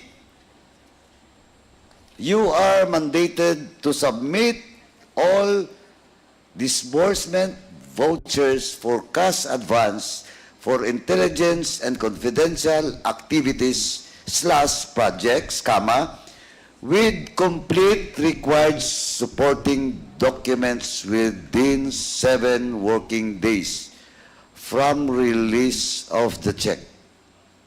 Oh. Hindi ba pwedeng sabihin na you're not accountable? Hindi mo rin pwedeng sabihin na diretsong ibigay sa COA. Because malinaw po sa mandate mo that you have to submit disbursement vouchers, confidential activities and projects with complete required supporting documents. Oh, within 7 days. Can I respond, Your Honor? The 6.1.8.4 pertains to the pre-audit of the cash advance. I'm telling about no. That is not 6.8.4. I'm saying about the 6.3.3B. 6.3. Nagka-echo, no? Inconsistent with the provision that was read by Chairman Acop. Your mandate.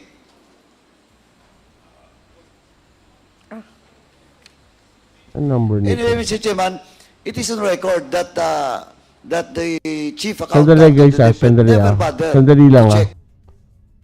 Iano ko lang sandali, pero babalik ko. May echo eh. Wait balik natin. We usually ask our May echo pa rin? client to call us in advance, 2 days or 1 day before the encashment. Or pertains to the Naka-echo pre-audit of the cash advance. I'm telling about no. That is not 6.8.4. I'm saying about the 6.3.3. Guys, pagpasensyaan nyo mo na yung echo. May echo na naman na pumasok. Hindi ko alam bakit eh. Kanina maayos eh. Oo. Wala. Okay lang. Sige, baka sa akin lang. Tuloy na natin. Okay lang kung akin eh. As long as sa inyo wala eh. B. 6.3. Inconsistent with the provision that was read by Chairman Acop. Your mandate.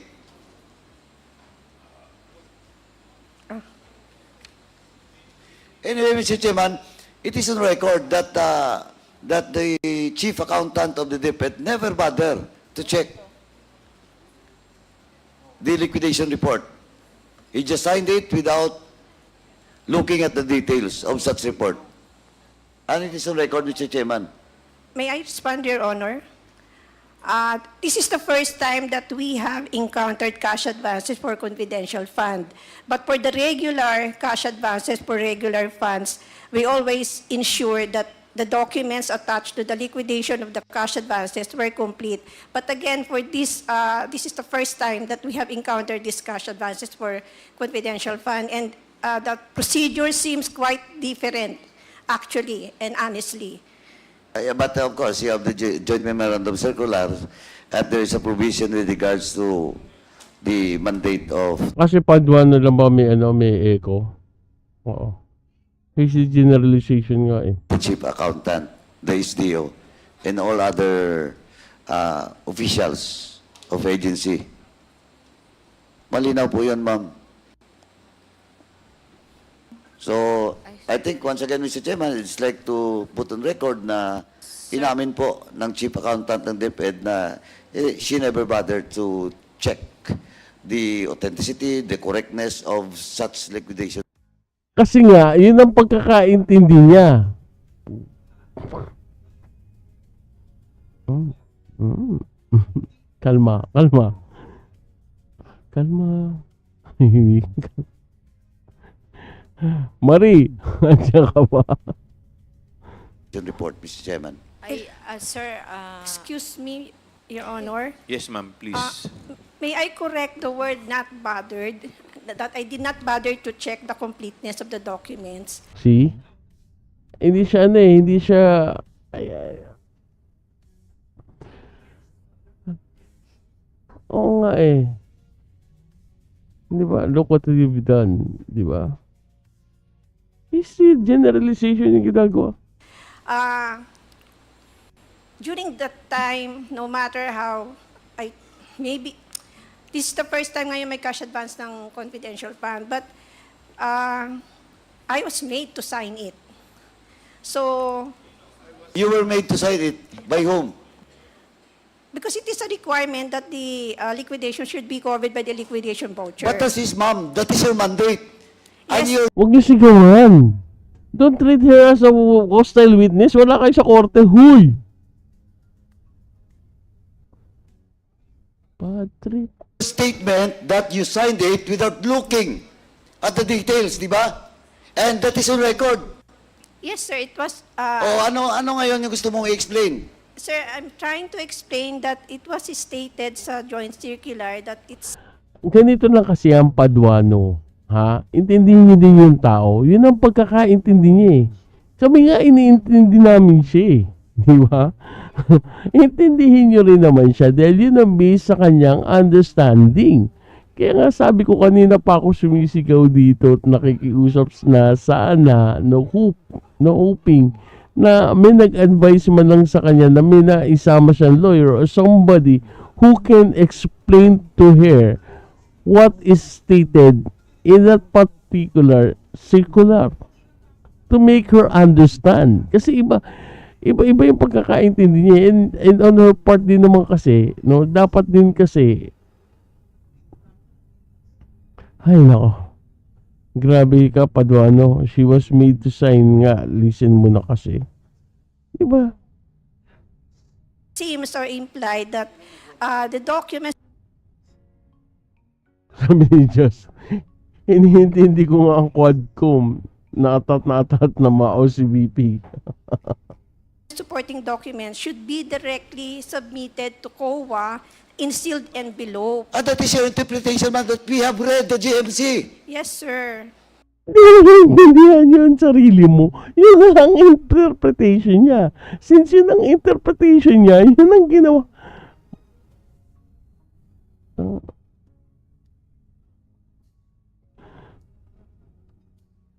Nananawagan ako sa anak ko, Cholo. Sagutin mo daw ang mami mo.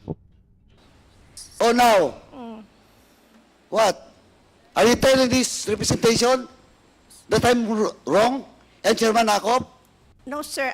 My apologies if you have misinterpreted what I'm trying to explain. No, I did not misinterpreted you. You're telling me that my statement is not correct. No, sir. Ang bobo naman ito si Paduan. Sorry. Yan kasi ang hirap pagka Oo, hindi rin talaga maintindihan ng side ng resource person. Ay, so... Pinalalabas pa niya na pinalalabas ni Katala na siya ay hindi. Ay, bahala ka. Yun nahihirap kasi pagka grandstanding na nangyayari. Oo. Honestly, sabi ni Just, ang COA talaga ang if Quantum says it's wrong interpretation, COA. Kaya nga kanina, Just, di ba, may COA na nagsalita. Kaya nga, I'm expecting her to explain further kung ano yung nandiyo sa circular. All of a sudden, tinulong niya si Paduano. Si Catalan. Sabi ko, ano ba to? I'm not saying, I'm sorry po, I'm sorry, Your Honor, but I'm trying to explain on why I signed that liquidation. Oh, who tell you to sign the document? Are you forced to sign the document? Alam nyo kaya isa rin yan sa Ala kasi si Ace, kung nandiyan si Ace, hindi makakaano to eh. Hindi makakaporma to ng ganyan eh. Oo.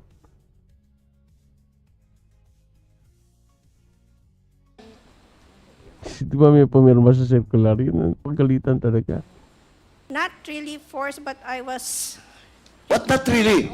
I was Gusto kasi, alam mo, ang gusto ni Paduano, no, na i-direct agad. Ako, I understand. Depende yan eh. Di ba? Assumption ko lang ah. Assumption ko lang. Di ba? Gusto niya kasi i-direct na sinabi ni Sarah, pirmahan mo. Yun lang yun. Oh.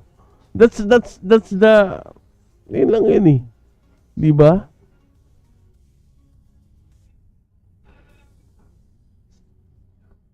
Hindi ganun kasi.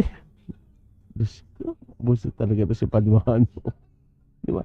Ako yun lang sabi ko nga sa inyo guys, ako hindi maka-BBM, hindi ako makasara, pero marunong ako mag-take sides pag kailangan. Pag alam ko naman, kasi ako yun lang nga iniisip ko. Just shut up Paduano, huwag kang manigaw. Sabi naman. Ewan ko kung tama ako baka mali din naman ako. Yung kasi ang gusto niya, kaya insisting siya, who told you to sign? Gusto niya i-link agad si BP. Si BP po sinabi, sign ko. Oh.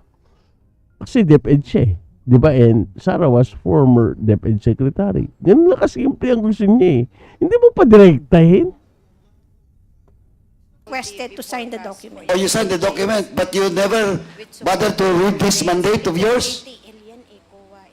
Binasa nga niya. Ang problema, iba yung pagkakaintindi niya. Ko. My God, I hate drugs.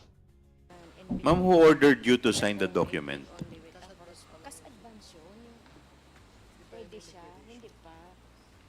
Who ordered you to sign the document? Not really ordered. Alam mo, nafe-feel ko, parang may nervous siya. I mean, nervous breakdown. Parang,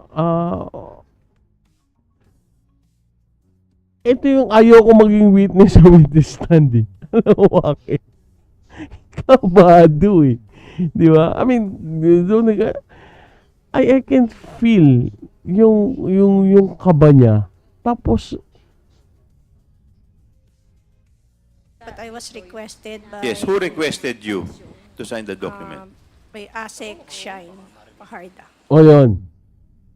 That's it. Di ba? Sino po? Si Assistant Secretary Shine Paharda. Sunshine Fajarda. Okay.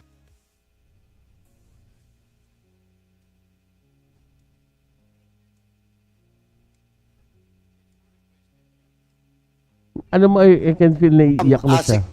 Sa anong Nanginginig department siya eh, oh. po? Department of Education po. Ano, a specific na ano niya, position? Office ng Secretary. The office of the secretary.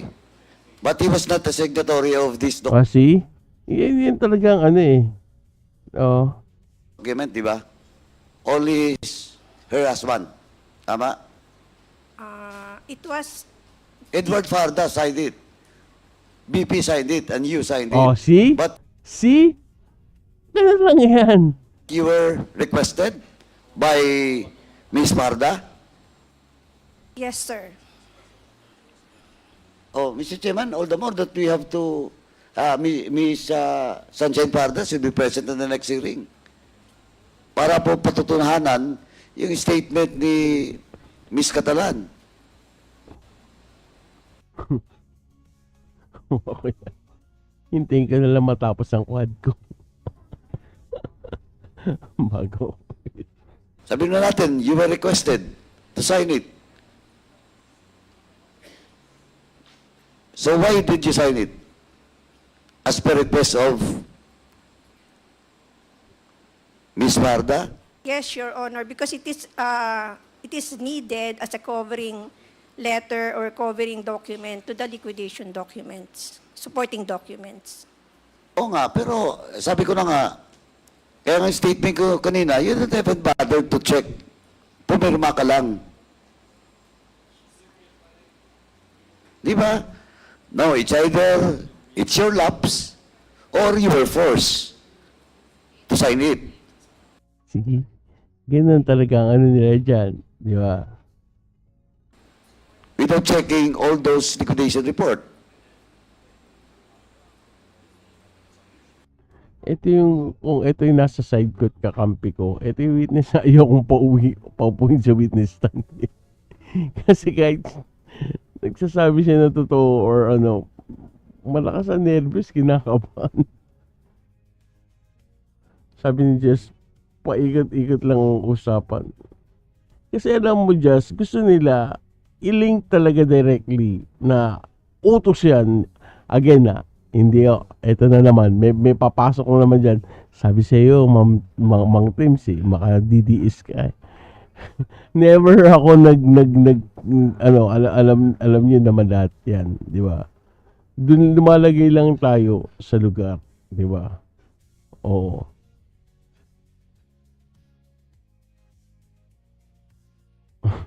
Sabi ni Marie, bayas mo na at dami ko ng batok sa isip ko sa batuan na malapit ko na siyang sakalin. Di nga niya pwedeng tumanggi. Kulit mo pa do, ano? Di ba, ma'am? Yes, Your Honor. O, ano bang tama? Nagkamali ka lang.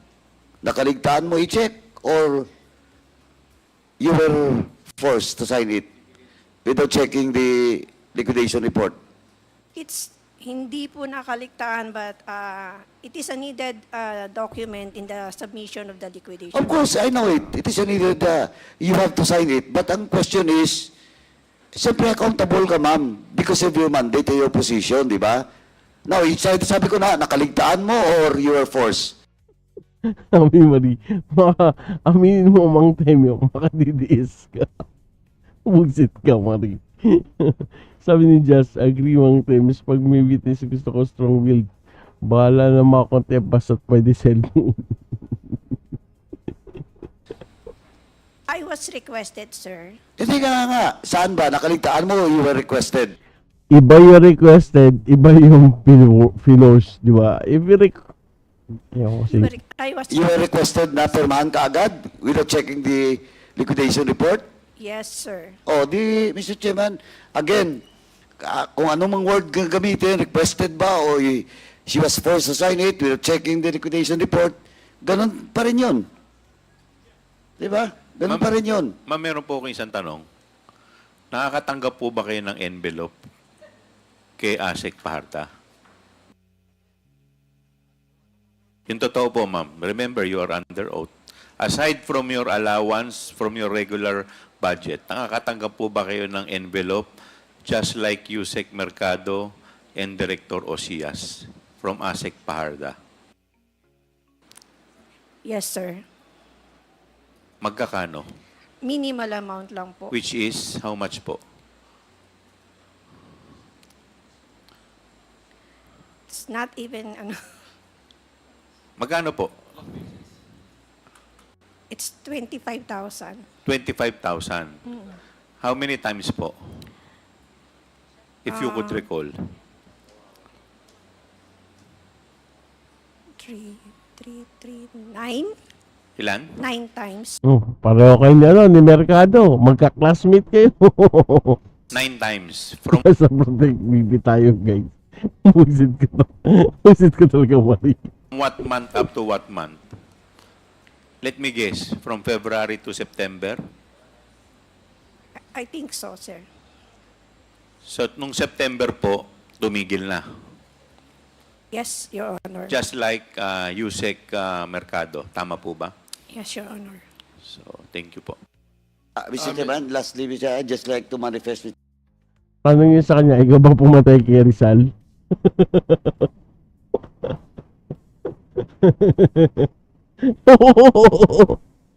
Natakot na bigla eh. Sa akin, yung pag-amin niya, oo.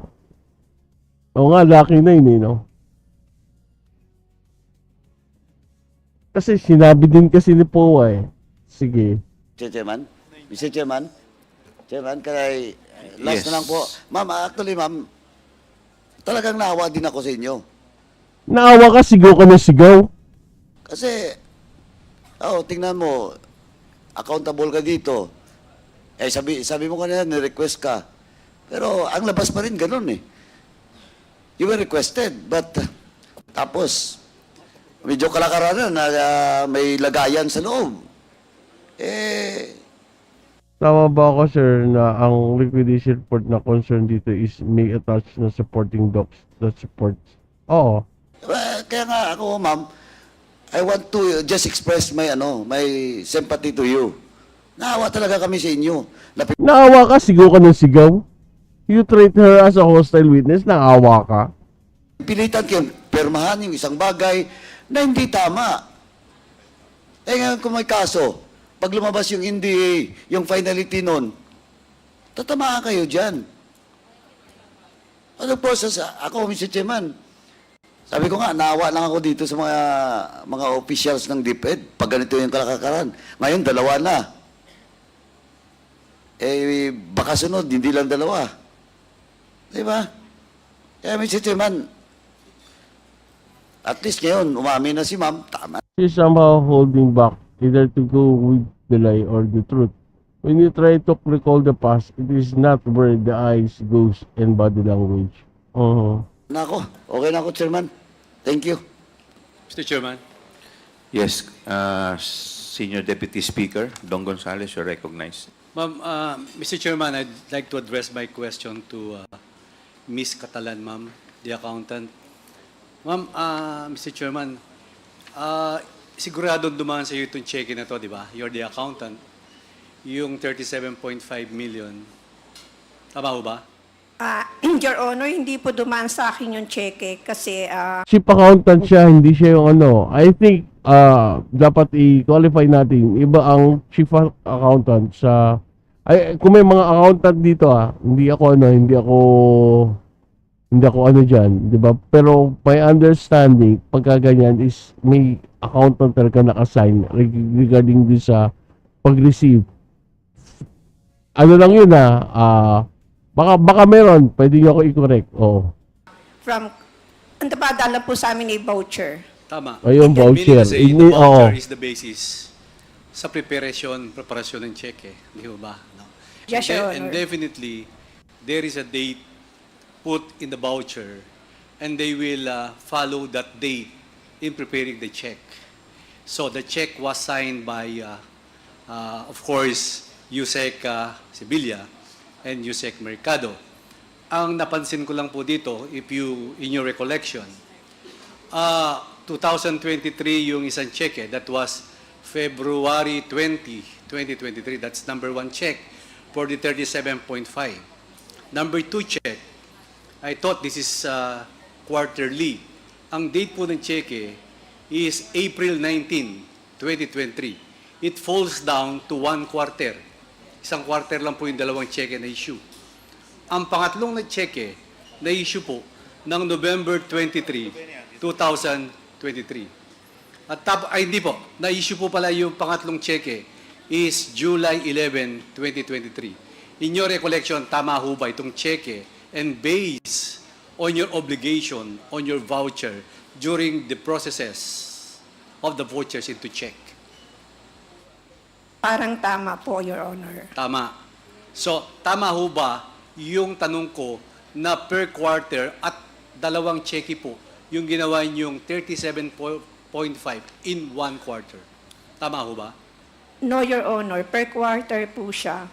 Per quarter is February. February for the first quarter, and then yung April for the second quarter, and then yung July. Sabi ni Violet, nakakaawa naman talaga sila. Pag di niya ginawa yun, baka mawalan siya ng work. Yung ginawa kay Mercado. Disgranted daw. Incredible talaga siya dito. For the third quarter. So, tama ho ba? Po. Okay. So, that is equivalent to 37.5 times 3. That is equivalent to 112.5 million. Number 2 question po. Itong 125 million under Gina Acosta, ang date po ng check-in na is July 13, 2023. Halos nagkasabay lang po yung July 11 ng DepEd at saka yung July 13 ng OVP. Ang OVP is 125 million and the DepEd is 37.5 million. Kaya ang tinatanong ko po, wala na po yung land bank, umalis na kanina. Umalis na po yung Land Bank.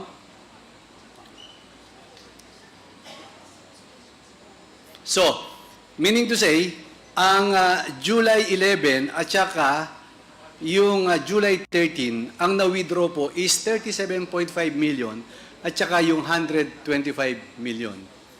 Tama ho ba sa, ay, hindi po kayo OVP pala, DepEd kayo. May OVP ba dito? OVP? Sa management, po. Nagtanong. My God. Nagtanong na nagtanong.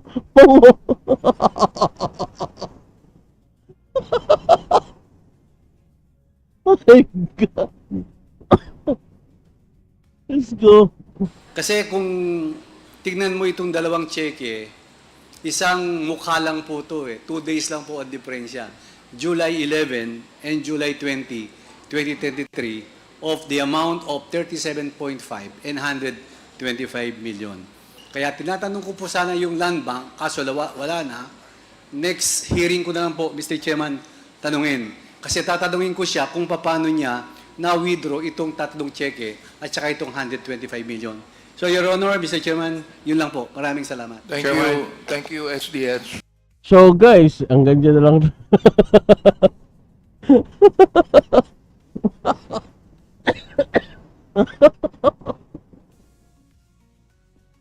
Nagtanong na nagtanong para pala sa OBP.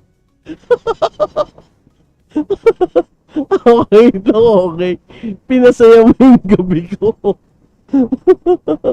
Walang yung buhay ito.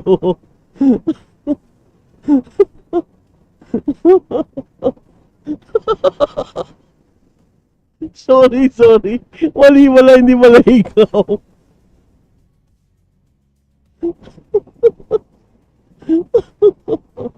Let's go, Lord.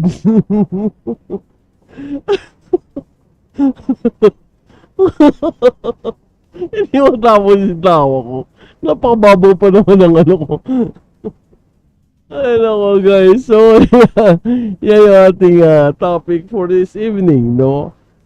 Siguro yung mga ilang details pag-usapan na lang natin the next time na ako ay mag-NS. Pero ano yung nakita natin dito, yung mga irregularities sa acknowledged receipt, that's one.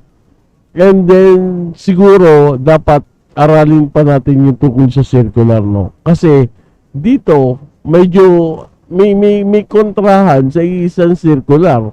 Iba yung pagkakaunawa ni Ma'am Catalan at ng iba mga members ng House Committee. So, siguro we need to have the copy nung para at least maaral din natin, mapag-usapan din, di ba? Kasi I firmly believe na hindi naman po pwede na basta pirma ka lang ng pirma. Kasi unang-una, ano naman ang mangyari? Liable ka dyan, di ba? Kung meron mang gano'n na nakastate, di ba? Na kailangan pirmahan lang niya, diretso na agad, with no question, as pirma. Baka na-misinterpret niya yung nakalagay. Di ba? On her part din kasi, dapat, due diligence di ba? Dapat inano rin niya na, inalam din niya na, ano ba ibig sabihin to? Di ba, ibig mong sabihin to na basta dadaan na lang sa akin, pipirmahan ko na. Or, since nakalagay dito, i-certify ko, I have to go through dun sa mga papeles before i-certify ko. Di ba? Dapat ganun. Kaya lang, kinakabahan. So, oo nga, grabe taba ko, no? Sorry. Para kasi alam mo, yung may naalala akong palabas di ba? Tanong siya na tanong, maya ay hindi pala ikaw yun. Grabe. Well, anyway guys, medyo late na rin and susundin ko pa si Doktora. So, wala pala ako bukas Thursday. Friday, yung ibang part pa ng Senate inquiry, ang ating, or rather House of Representative inquiry yung ating pag-uusapan. Alam nyo guys, thankful ako din sa mga makasara dito, yung mga DDS dito na nakasama namin yung gabi. Yan, di ba? Or yung mga, not really DDS, but those who believe and support VP Sara, no, kahit magkaiba kami ng posisyon, pananaw, at least nagkaroon kami ng healthy discussion. Unlike yung mga nagpapasukan dito na walang alam kung hindi isang ano lang. Pero it's a healthy discussion, and nagpapasalamat ako kay Just. I know Just is sumusuporta kay VP yan, pero thank you Just. I don't know about Kim, pero kung ano po man, no, thank you pa rin Kim, kasi we had a good conversation na hindi kailangan mag-ad hominem, hindi kailangan parang usapan lang, di ba? Sabi ko nga, ito naman channel ko is open sa lahat, basta tao lang ang pumapasok sa bahay, di ba? Yung respect is nandoon, kasi kami man ay nire-respeto rin namin kayo. Oo. Sabi ni Violet, drive safety mountains regards kay Doktora. Yeah. So guys, thank you very much. Hindi na ako siguro gaano makakapag babay-babay pa. Pero again, thank you very much. And God bless us all. This is now Mang Temyong, now signing out. Bye.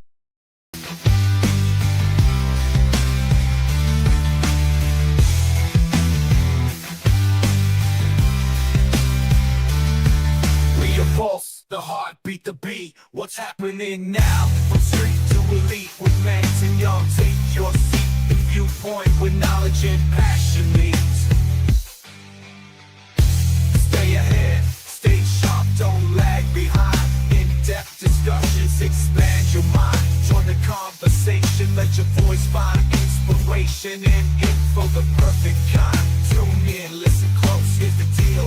Bite-sized episodes, we keep it real. Updates on events, the latest drill. Mang Temyong's view got the perfect feel. Your pulse, the heartbeat, the beat. What's happening now? From street to elite with Mang Temyong, take your seat. The viewpoint, the knowledge and passion meets.